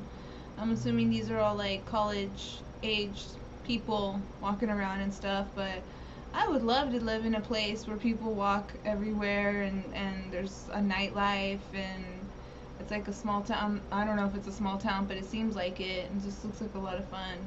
I really don't want to put any vibes out there that this is a dangerous city or place. You know, it actually looks great and looks like a lot of fun. The people seem really cool just by looking at them. Yeah, so this is, I want to say, just something that happened that was very unfortunate due to one sick individual. So let's remember that, you know, a whole area and group of people shouldn't be reflected by the screw up of one person. I think this looks like a great place to probably live. These two cameras are near the Cotton Gin Bar. And we, just for a refresher, we were right here just now, is that right, at the corner of Divine and That is Hardin? accurate. The cars traveled from Divine Street down Saluda, stopped here, performed a U-turn, came to a stop at this intersection, turned right back on Divine, and now has turned right back on South Hardin. Okay. Highlighted, you can see as it pulls past the yesterday's building, it turns right onto Hardin Street, headed south.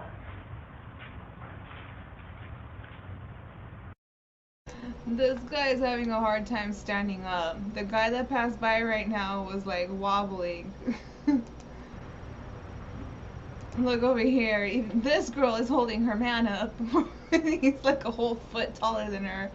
So yeah, I guess this goes to show that, you know, this is probably a typical night in this area, and Nathaniel knew what he was doing. He knew exactly the type of person he was gonna try to victimize that night. I'm sure he found it easy work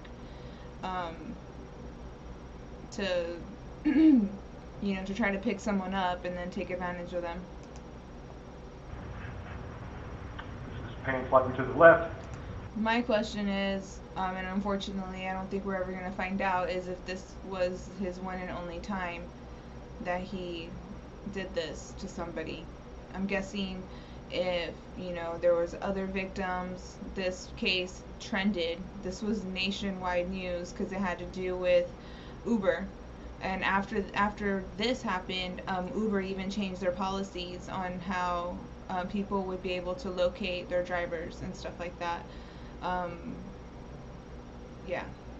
Same car approaches Blossom Street and Harding Street.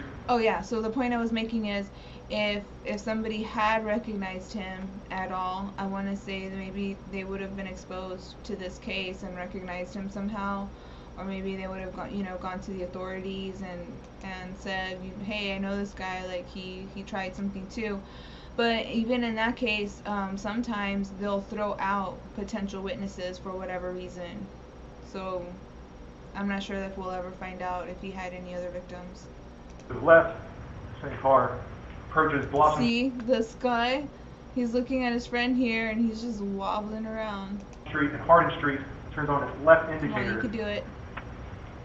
Circles back around again, heading north again on Harding Street. Back towards Divine, is that right? That's accurate. Okay. Next one, please. From here, the car continues on past. It sits here as it waits for some other traffic to move forward. And this is the previous camera we just viewed. The black Chevy Impala will appear on the left side of the screen. We'll continue northward on Harding Street. We'll change into the right-hand lane. Avoiding pedestrians. It comes to a stop at this traffic light at Divine and Harding Street. What direction does it travel from there? It continues north on Harding Street.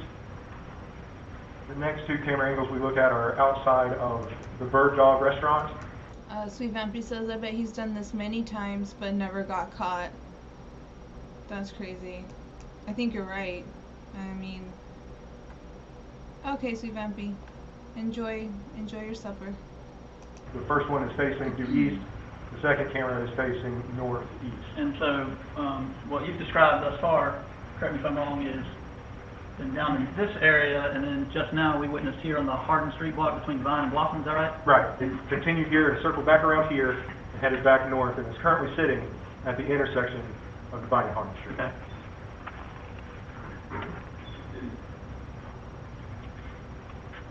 This is looking back which direction? This is looking southeast. So the car as it passes north on Hardin Street. This is the camera angle slightly turned left as it continues north on Hardin Street, and you'll see a gray truck here. And approximately what time is this? This is approximately 1:59. Where is this camera in relation to the Bird Dog bar? It is slightly to the, if you were to stand and look at the Bird Dog restaurant, it would be to the right, but it's more in front of the natural vibration business, which is next door. So from this angle, though, the Bird Dog would be to the right? Is that Yes, right? sir. Okay.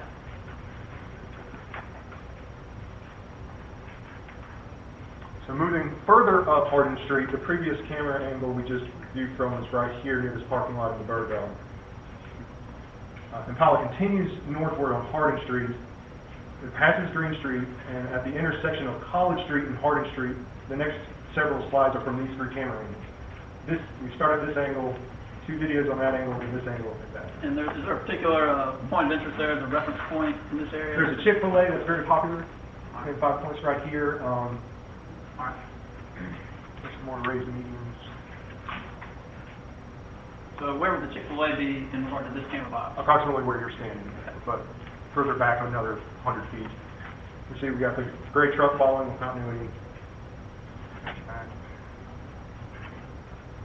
This is another angle facing more northward. You can see a black Impala turning on its turn signal, performing a third U-turn as it turns around and moves south on Harding Street, headed back into the 5 Points District. Back towards Divine, Yes, sir. back towards Bird Dog. Yes, sir. And this is just a zoomed version with a highlight to show. There's the gray truck, the hatchback is behind there. The Impala performs a U-turn and continues south on Harding Street. This is turned right again slightly. You can see the same car continuing south and pointed even more south this angle from the same camera box. Yes, sir. Looking back towards. Back toward 5 Points, yes. And then again, for continuity, we'll see a white car following it now as it heads back toward Green Street. The next camera is south of the previous camera, looking north outside of Breakers Bar at the intersection of Harding Street and Green Street.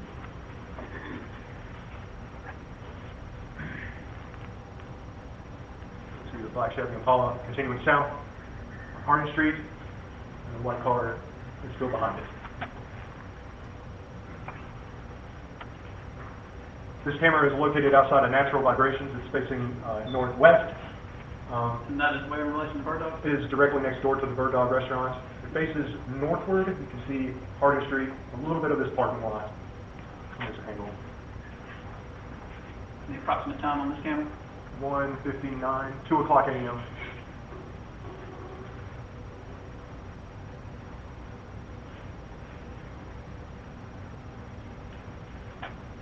What does the black Impala appear to be doing here? It's turning into the parking lot beside Natural Vibrations, and it appears that it pulls all the way through the parking lot to exit on the back end of the parking lot. You can go enter and exit either side of that parking lot, is that right? From Harding Street or Saluda Street, or Saluda Avenue, excuse me. This camera angle is located on the camera box at Green Street and Harding Street. It faces south. It's near to the 5 Points Fountain. The camera angle shows at a distance the parking lot that the black Impala just pulled into and down Saluda Avenue. It shows that parking lot from the opposite side of what we were just looking at, is that right? It shows it, yes. From the previous camera angle, it is the opposite angle. So where's Saluda Avenue and where's Harding Street here? Harding Street would be on the left side of the frame. You can see the black Impala pulling through. In the center of this camera angle is the northbound lane of Saluda Avenue. Northbound lane, which way is traffic flowing at this point on that section of Saluda Avenue? Saluda Avenue, it would be coming toward the camera. See that the black Impala turns the wrong way onto Saluda Avenue, has to pull off to the side slightly to allow oncoming traffic going the right way on Saluda Avenue room in order to pass. And so the correct lane of travel would have been where in relation to that? It would be further to the right on the other side of this median, closer to these buildings on the right, behind the street here. You can see it continues southward on Saluda Avenue to the intersection. And this is a zoomed in version of that same video that gives you better view. That's the black Impala pulls into the intersection, or into the parking lot beside Natural Vibrations. Pulls through the parking lot and exits heading southward on the wrong direction on the one-way section of Saluda Avenue. Pulls off to the side so that the oncoming car can pass. And then continues southward toward the next intersection. Mr. Martin, to your knowledge, were you privy to review every single camera and every camera angle in all of 5 Points? I do not believe I was. All right, so what does the next slide depict? This is... Where were we just before and where are we going? Okay. The Chevy Impala came down Harding Street, turned right into this parking lot, and then exited left onto Saluda Avenue, heading the wrong way. And this is another camera facing northeast from the intersection of Divine and Saluda Avenue. This is the car previously headed the proper way up the northbound lane of Saluda Avenue. You can see down here in Impala moving out of the way. As it passes, it allows it to continue south on Saluda Avenue. This is Divine Street again.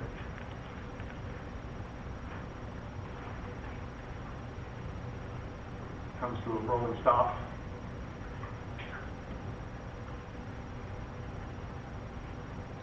And turns left, headed east again on Vine Street. Stupid asshole, why couldn't he crash or something? Honestly, then I would have felt bad for him, you know what I mean? But after what he did, and I was just backtracking, and I'm thinking, like, why couldn't he have just crashed? It's terrible. It makes me feel bad that I have, like, such feelings for somebody, but if anybody deserves it, it's this guy. Approximate time at this point is what? 2:02 a.m. Comes to a stop at a parallel parking spot in between the yesterday's building and the TD Bank on Devine Street. And its brake lights turn off. It continues to sit here for approximately 3.5 minutes. Continuously? Yes. The lights do not turn on. No dome lights appear to turn on. The headlights don't turn on. It doesn't appear. Oh, Natty says this is so creepy. It is creepy. Just he was literally being a creeper. Stranger danger. What the hell? Like, he had no intentions whatsoever. By the way, or the cash to go in and have some drinks and meet people and things like that. No, he went there just to drive around and find a victim. Period. Appears that anyone gets in or out of the vehicle during this 3+ minute time frame. No, sir. So this is a previously viewed camera angle on the side of the yesterday's building looking west on Devine Street. The Impala has moved south on Saluda Avenue, coming out at this intersection, turning left, and coming to a stop at one of these parallel parking spots right here on Devine Street.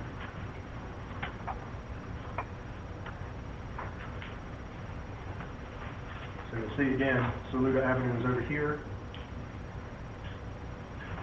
And the vehicle ends up parking behind this line of cars somewhere, is that right? Yeah, somewhere obscured slightly by these pedestrians under this awning here. You see the car come to a stop at one of those parallel parking spots. You'll see the headlights disengage. And it will rest there for about 3.5 minutes. All right. When does the car move out from this point? I believe it's around 2:00. This camera is about 2 minutes slow, or 2 minutes fast, I'm sorry. So it would be around 2:04 a.m. You see the headlights have turned back on. The Chevy Impala re-enters traffic, headed east on Devine Street toward the intersection of Devine and Hardin Street. Its left turn indicator is on, and it moves into the left turning lane at that intersection. And again, you see the same features on the vehicle in terms of the rims and on the rims of the vehicle. The shark fin antenna. This is a previously viewed camera angle again, facing north on the side of the yesterday's building, right at the intersection. The Chevy Impala will come in from frame left, see the rims, and a lot of detail. Comes to a stop at the intersection in the left turning lane. Does the car go straight up Devine, or does it turn left on Hardin? It turns north on Hardin again, followed by this blue Jeep. Blue Jeep going to continue on behind the Impala? It will follow the Impala north on Hardin Street. Blue Jeep should have ran him over. Next one. Oh, and a cop Previously is right viewed there. again Dang. at the corner of Natural Vibrations near the Bird Dog, looking northeast up Hardin Street. This video has been slowed down to 25% normal speed. And the individual standing there in the middle of the frame? It is the victim, Smith, at Justice. See the black Chevy Impala continuing north, followed by the blue Jeep. This is approximately 206. I'm pretty sure this is her, everybody. Oh my god, I'm gonna cry. 205.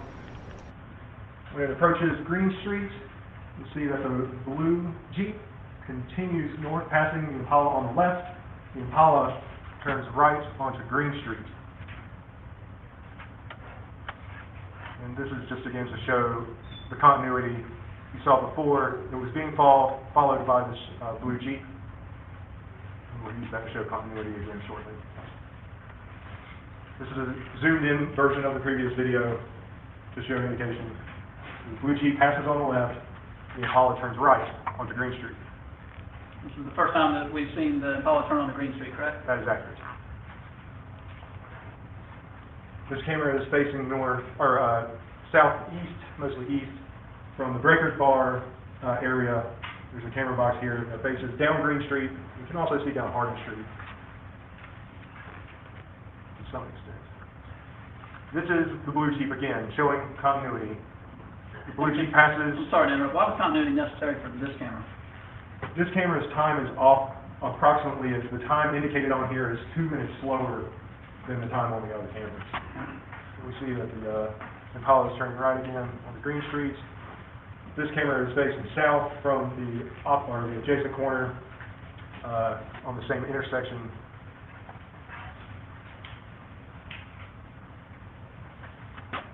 Again, the same issue here in terms of time and continuity on this camera box, is that right? This time is closer to the other camera box, but it's still not accurate with most of the other ones. The Chevy Impala turned east on Green Street there. This is the Chevy Impala again highlighted. It turns right on the Green Street. Follows Green Street for approximately a block. And that's towards Martin Luther King Park? That is correct. Applies the brakes a few times. It turns slightly right and performs a fourth U-turn. And returns back to the intersection of Hardin and Green Street, coming to a rest at the intersection here. The light's red. Just to show that action a little more clearly, here's a zoom version of the same video. Pulls eastward on Green Street.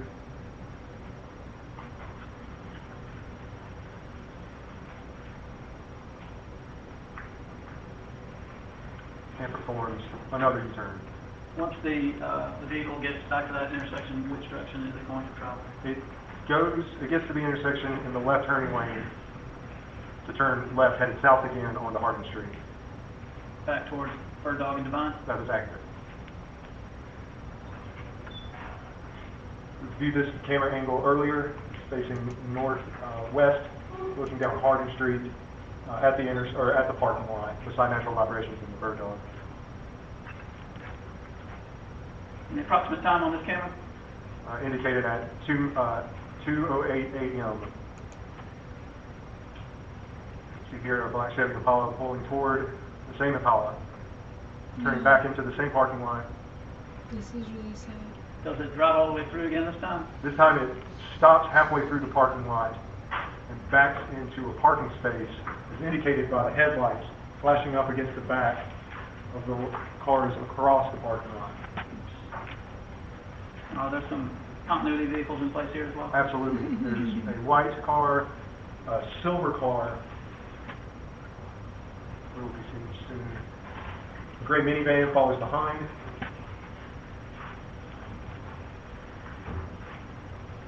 Followed by the black Chevy Impala, pulling out of the parking space, back into the parking lot.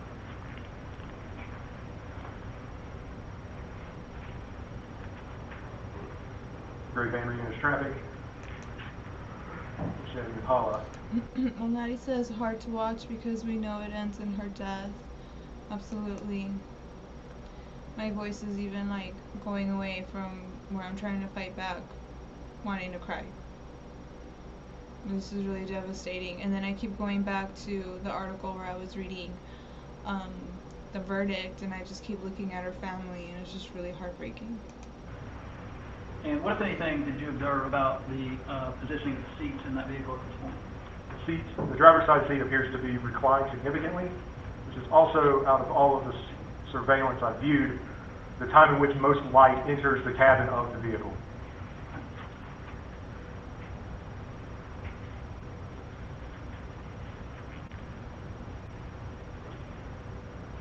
Car turns right, heading south again on Hardin Street.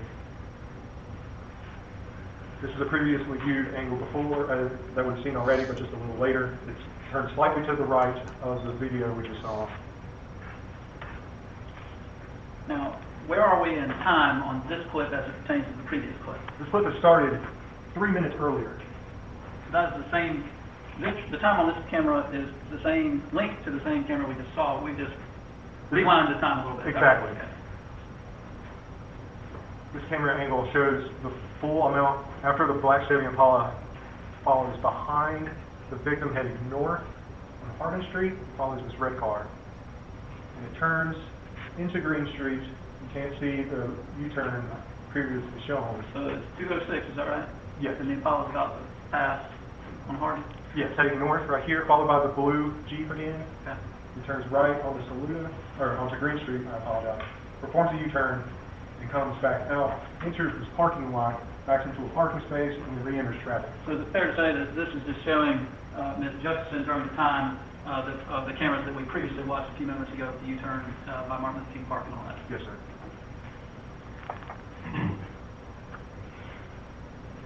The next slide is two camera angles, the two that we just previously looked at, but I made a larger video canvas. Proximity of the cameras lend themselves to be put side by side. They don't match perfectly, but it is pretty close. So you said these are the two previous camera angles we just saw, is that right? Yes, sir. And you see a black Chevy Impala turning left into the parking lot. The white car enters the frame. The young lady comes out, throws some garbage into the trash can. See the Impala has backed into a parking spot on the left of the frame here.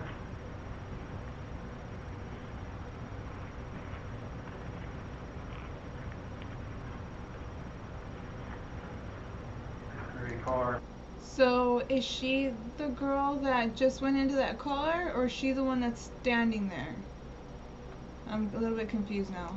Silver car tries to pull out into traffic. It's being blocked by another car in traffic. Car comes to a, slows down in front of Ms. Josephson. She attempts to enter it, and it pulls off.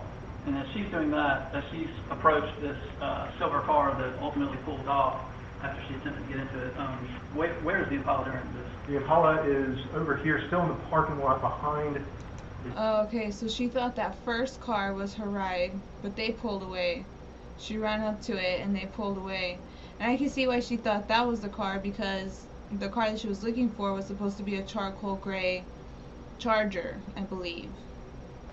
And they drove off because, well, they weren't expecting someone to try to get into their car. Gray minivan.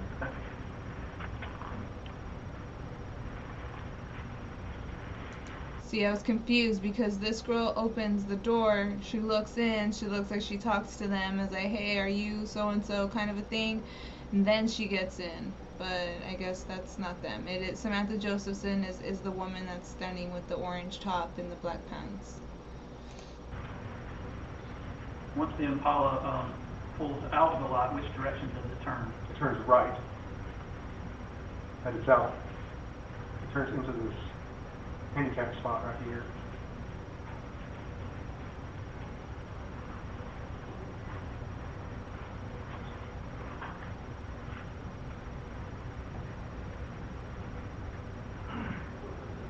What, if anything, do you observe about the Impala as it makes the turn? It jumps the curb right here with its rear wheel, pulls into the handicap spot here, and Ms. Josephson enters the rear passenger door of the car. It puts the car goes into reverse. You see the reverse lights. It tries to back into oncoming traffic. Oncoming traffic passes. It attempts again to back into traffic. And it continues southward on Hardin Street. That's so sad. This is the only video included in the presentation that was not provided by statewide security. It was provided by the business, Bird Dog. It's their private company's surveillance video. And that was from stage exhibit number 3? Yes, sir. He knows it was him. He remembers that night. Is the time the same on this video as the previous one? The time on this video appears to be approximately a minute and a half fast, comparatively to the last previous videos we had just launched. Samantha Josephson is sitting right here.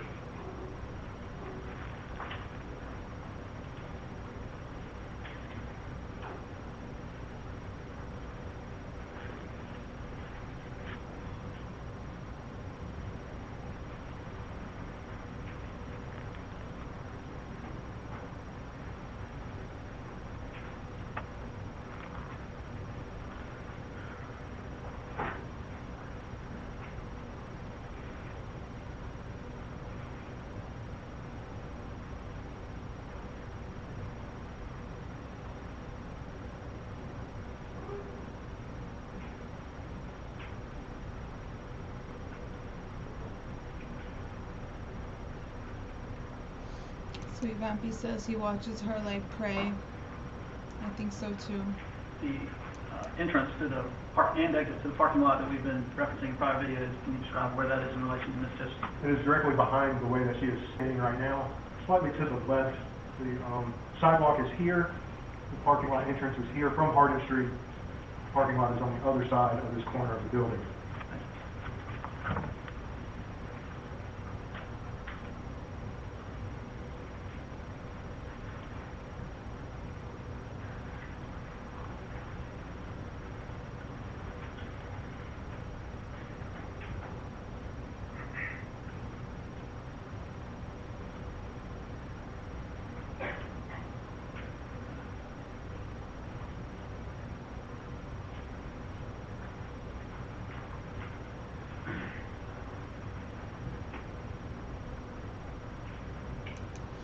Sweet Vampy said, yeah, I cried when she got into that car. That was really Follow about heartbreaking coming to see. Frank. Yes, sir. We'll turn right into the parking lot behind her. And what's heartbreaking to see as well is that you see all these groups of people. There's people here, they're all talking to each other. You see little clusters of people conversating. Even people that are walking by, they're like in pairs, little groups, you know. And she was the only one that was standing out there by herself. Kind of makes you wonder how come. There it is. Entering the parking lot. And again, the white car, the young lady comes out of to throw some trash away in the trash can nearby.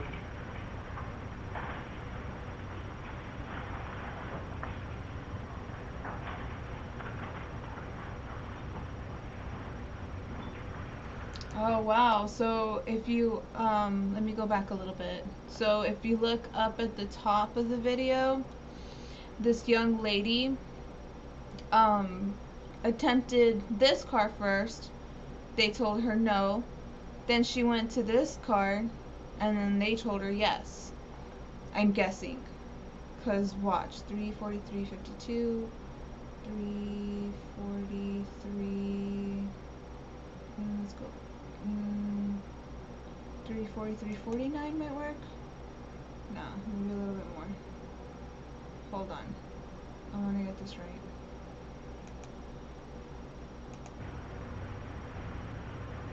So they get into this vehicle. Maybe it's an Uber, I'm not too sure. I see some kind of sticker here. Get out of here. Move out the way. Okay. And then The Impala about to come in Frank. Yes, sir. We'll turn He right knocks- into the parking lot behind her. let me mute this. And he knocks on the window saying, hey, okay, you know, have a good ride, whatever. Then this car pulls up, and then a woman, this girl right here, walks up, and then she's about to open the door or ask them, like, hey, you my ride? And then it looks like they said no, because they were looking for a guy, because that's who gets in afterwards. And she's like, oh, no, not you, okay. And then the guy gets in, and he's like, hey, you my ride? And they're like, yeah. So he gets in, and then she gets into this car, and then they say yes, and then they drive away. See, so not everybody is evil. Some people can actually be honest and not victimize somebody just because they're vulnerable. And then at that point, Samantha thought maybe this was her ride, because it kind of does match the description of her ride that was supposed to go pick her up. But they drove off, so again, another person that could have taken advantage of someone, and they didn't.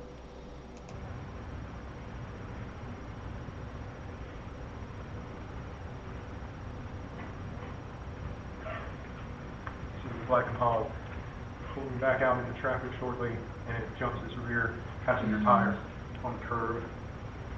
Can't even Enters drive the right. handicap parking spot.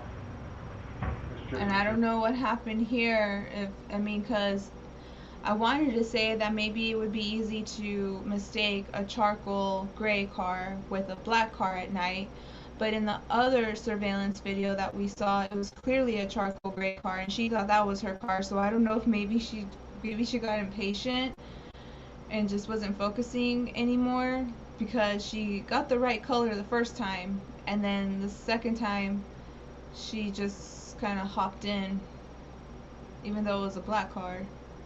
I kind of wish she would have taken her time and looked at her phone, or, you know, kind of verified things. I don't want to blame the victim, obviously, but I just really wish that she would have just slowed down a little bit instead of being so eager to get out of there. Maybe she was eager to get out of there. That's kind of where I was going with when I was talking about how she was out there by herself. I'm kind of wondering if an argument or something happened inside with her friends, or some kind of disagreement. Maybe things got a little bit too heated or something, and that's why they split up, and that's how come she ended up on her own. Because it is really weird. Out of everybody that you see out here, like, nobody is by themselves. She's the only one that's out there on the corner by herself. Like, how come? I don't want to, this isn't trying to lead to blaming her friends or anything, but I just out of my own curiosity, because I'm a little bit nosy like that, I kind of want to know, how come? Why was she out there by herself? Why didn't anybody, like, help her? Sweet Vampy says, I don't blame her on anything because she is standing there scared. You can see it all over her. I feel like she was, like, maybe just really wanting to get out of there. And I'm kind of wondering how come. Like, why? What happened inside of the bar that she was just so eager to get out of there? Just so a little bit, you know, I want to say maybe impatient, because there is a little bit of a difference between the first car and the second car as far as color. But then again, she had been drinking, so maybe when you're drinking you don't really notice things like that. And enters the rear passenger door. Yeah, Sweet Vampy says her friend said it was a normal thing to do. I heard her roommate, I want to say it was her friend / roommate that said that. Closes the door. Driver attempts to back into Harding Street, oncoming traffic, and pulling out into the right lane, and headed south on Harding Street. That's terrible. The next camera angle is nearby the bird dog, and it's a camera that we have previously looked at looking more southeast. Back towards the vine. Back towards the vine. See the headlights as the Impala pulls into the handicap parking spot. Wait a moment.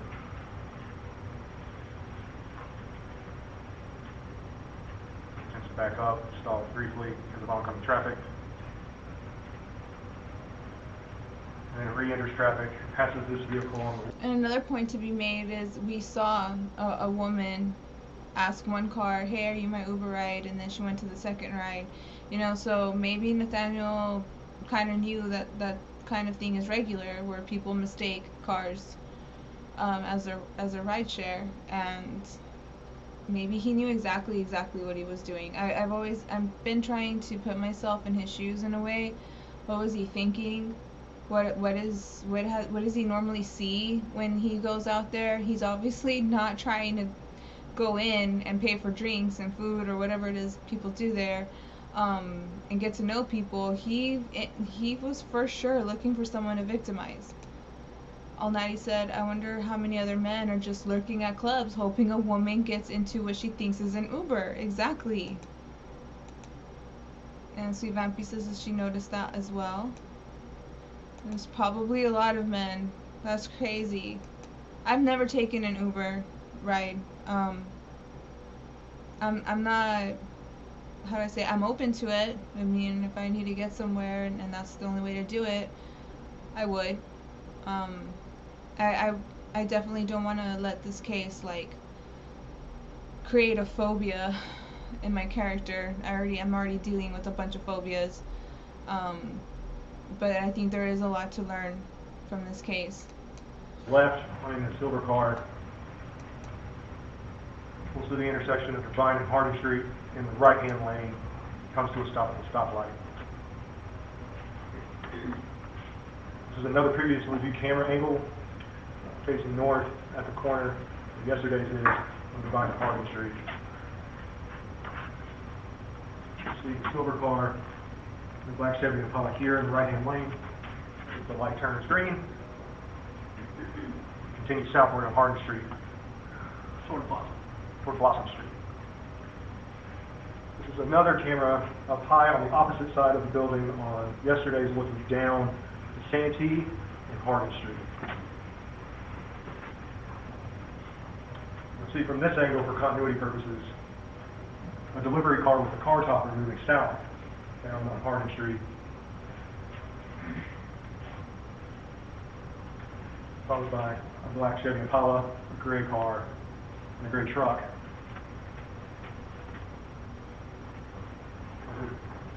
This is another video from the Cotton Gin that we have viewed previously. This is the 5 Points area. This is moving further south on Hardin Street. The first camera we'll look at is the camera outside of Cotton Gin. And there's another camera further south on Hardin Street, facing up Duncan Road.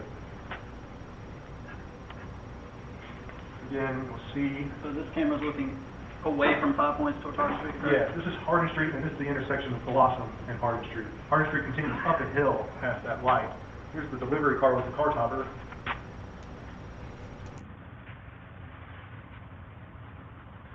Here's the black Chevy Impala, gray car, gray truck again, showing continuity as it moves further south up the hill on Hardin Street. Continuity being important on that video because the time there... Several minutes off.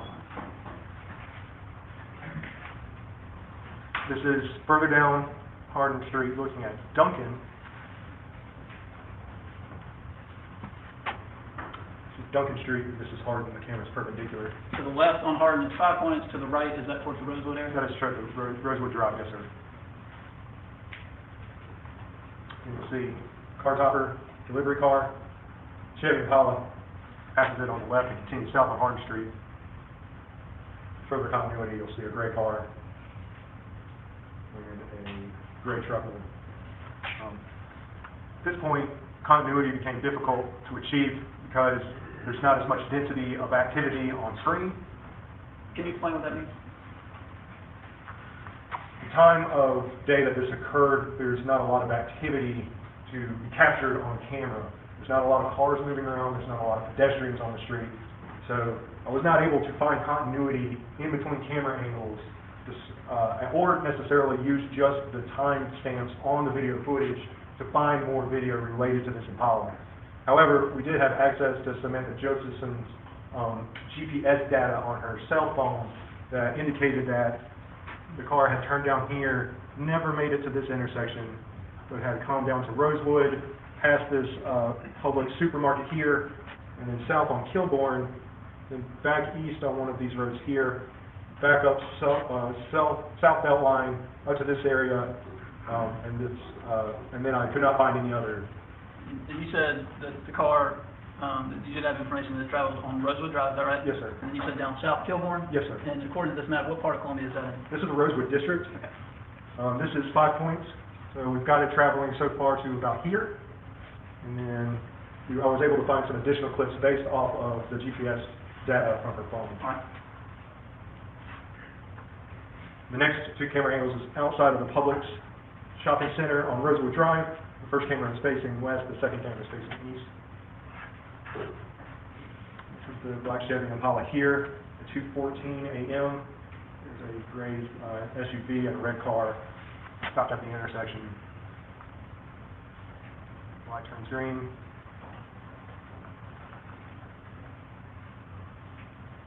There's a turn lane.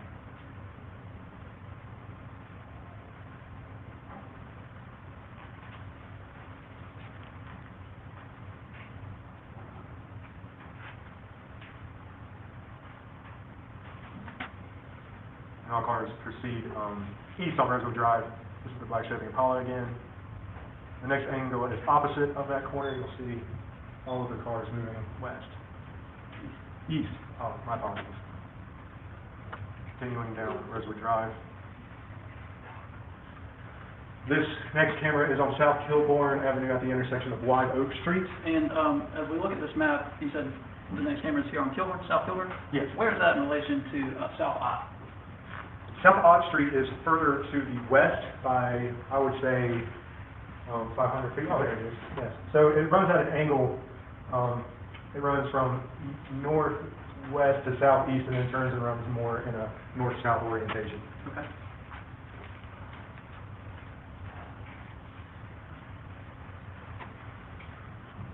I believe the time on this is fast by about 2 minutes. It should be closer to around 2:18. This see, it's following this car. It turns left onto Live Oak Street. That intersects with South Beltline Boulevard. All right, and this area, South Beltline, the next camera angle is where? So Live Oak is right here, right at the very bottom of the screen. South Beltline Boulevard runs up into an intersection with Rosewood Drive where we have two camera angles. Beltline continues north by Millman's Technical College. And I'm sorry, if you could go back 1 second. Just to help orient where we are in Columbia, where is this as it pertains to the area where we saw the Impala coming into town on Divine Street earlier? I know it's not on the map, but Just off this map, near the Staples business right here, the cameras would be approximately on the top edge of this monitor. It's the first set of cameras that we found. so then which direction from here would Columbia at 5 points be, and which direction would Sumter be?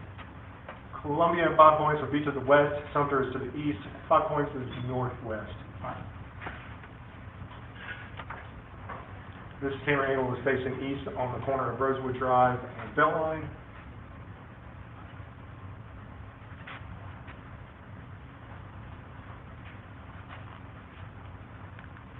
Actually, the Impala crosses the intersection. And then another angle looking more northward. Actually, the Impala moving north on Beltline Boulevard. Does it continue on to Divine Street? It does not. What does it do prior to getting to Divine? We have another camera at the business of Checks Plus, outside of Checks Plus, looking northwest from the Checks Plus building, looking across Beltline Boulevard.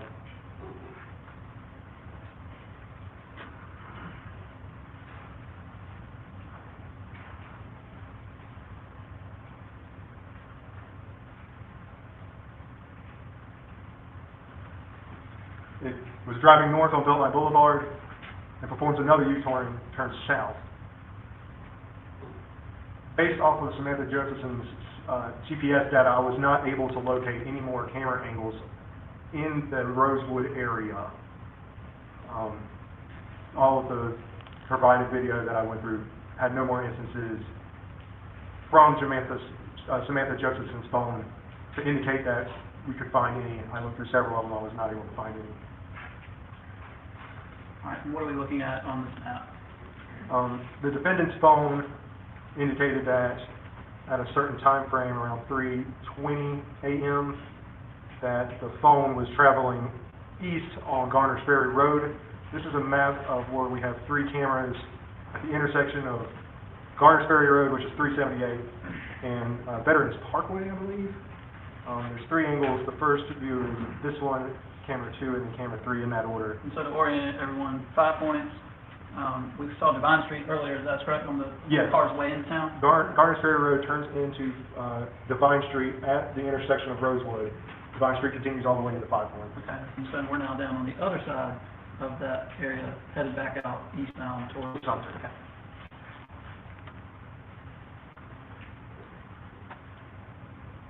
Go over, you got to stop it. We are just out. Okay. And this is the car here, Black Chevy Impala, moving east. Again, from this angle, we'll move from frame left to frame right. And again,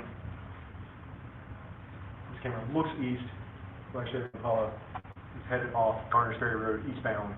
This is the last video of the video we were provided that I was able to find the Chevy Impala. And finally, jumping back in time, this is the bird dog video, is that right? That is accurate. All right. And based on your review of all of the cameras that we've discussed and the cameras that are in evidence, after this camera, this time frame, is there ever another point in which Ms. Josephson appears on any camera at any point? I was not able to see, due to the low light and all the camera angles, I was not able to see Ms. Josephson again. This is the last time she was seen. Yes, sir.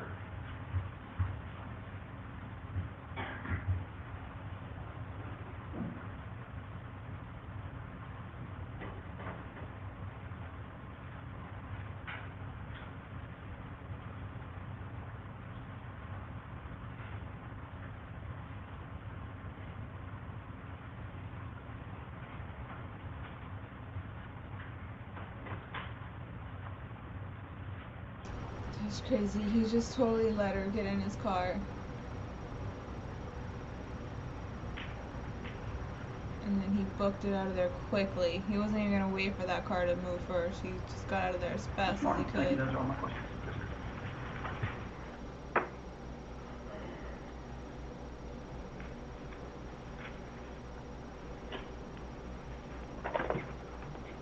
Okay, that looks to be the end of it.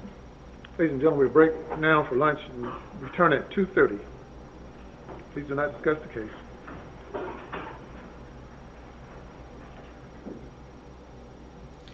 Alright, so he said break for lunch, return at 2:30, but as you can see, I'm scrolling the video. We're at 4 hours right now, and I'm at 5 hours now, and... oh, do they come back? Oh, they come back for a little bit. Okay, sorry guys. No, don't leave. There's a little bit more. Alright.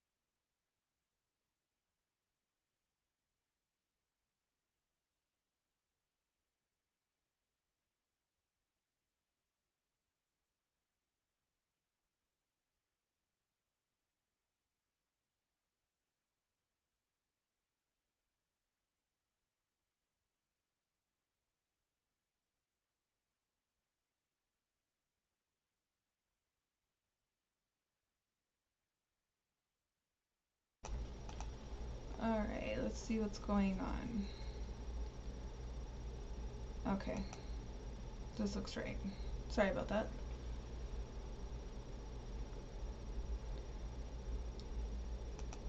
I say, Madam Forelady, I'm speaking to the Forelady as well. But I'm glad to know that all of you are doing fine. So far, so good.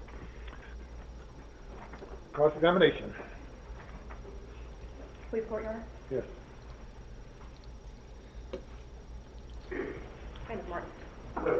So right before we broke, Mr. Goldberg asked you if, with that last video that you played with Mr. Joseph getting into the vehicle, that was the last time that she was seen on video, correct? Out of all the video that I reviewed, that is the last time that she is in frame. Okay.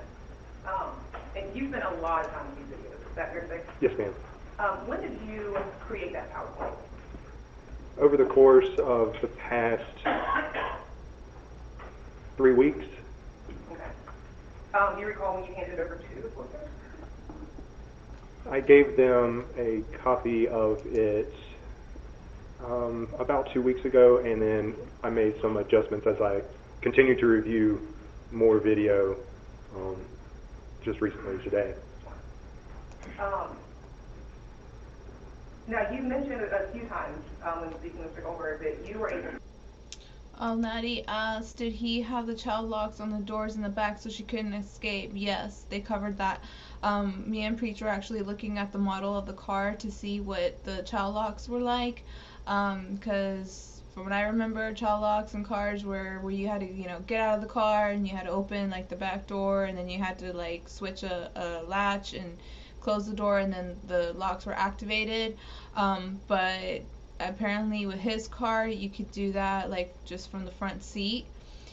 And then on that he asked if kick the windows out. There were footprints on the windows where she did try to do that. Emmanuel Briggs said, I think he did, and there were footprints on the window, so she may have been trying to kick them or attempting to kick them. Yes. And then on that he said, yep, just like police cruisers. One thing though that made me think of, I guess just after seeing this whole trial, I remember when I was looking at news stories and they were talking about babies and pets that end up in hot cars. One news station recommended, I don't know what it's called, but it looks like a hammer, like a really small hammer, and those can be used to break windows. After seeing this, if I was to use a rideshare, I think I would keep one of those in my purse. I don't know if it would help. I would hope so. Maybe I wouldn't be able to jump out, but maybe just get somebody else's attention. I think it would help. So I think that would be a good investment. Also have one around just in case. You never know, you're out there and you do see a baby or a pet in a hot car, and you gotta think fast, because the laws are different in different places. Normally, or from what I've seen, they want you to call authorities, but you never know. What if somebody's on the brink of death? You know, I would call authorities and take my chances and go ahead and break a window if it meant saving somebody's life. Alnati said, I did remember them saying footprints on the windows. Your kind of clip making and your analysis based on videos that you were provided. Yes, right? ma'am. You were only given one video box from Saluda Avenue, right? Yes, there is one video box at the intersection of Divine Street and Saluda that I received video from. Okay, you didn't get the second one that was farther up near the parking lot? I did not on Saluda Avenue. Okay. And with all the videos that you reviewed, never once did you see Nathaniel Rowland? I could not make out or identify the person driving the vehicle, no. Okay, so you've never seen Nathaniel Rowland, correct? Not in the video. Same for Phil.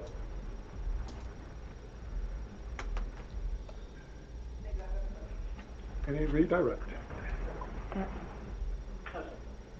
sir. You may step down.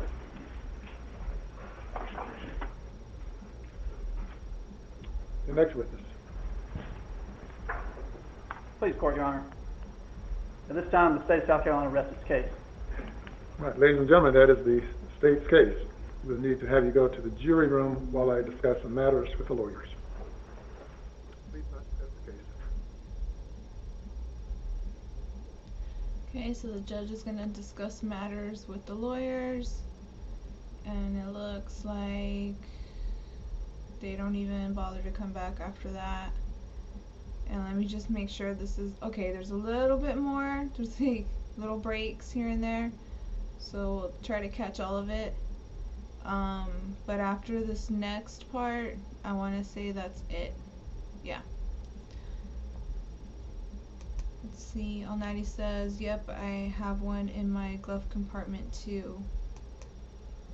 Oh, Emmanuel Briggs said it's a little window breaking tool. I have one of those and they absolutely work. Also, a piece of spark plug will shatter a window. Don't ask me how I know that. I had heard that before. Okay, Sweet Vampy, thank you. There's just a couple like tiny little parts that are coming up, so I'm trying not to miss them because they're very short. So I'm trying to make sure that I come back to them. I want to say like this is probably it for this part.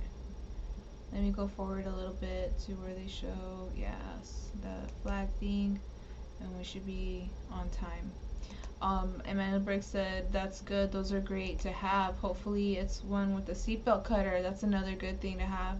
If not, keep something to cut your seatbelt also in case you have to free yourself in an accident. That's a good point.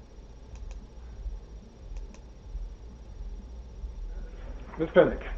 Thank you, Your Honor, please report. At this time, defense rests.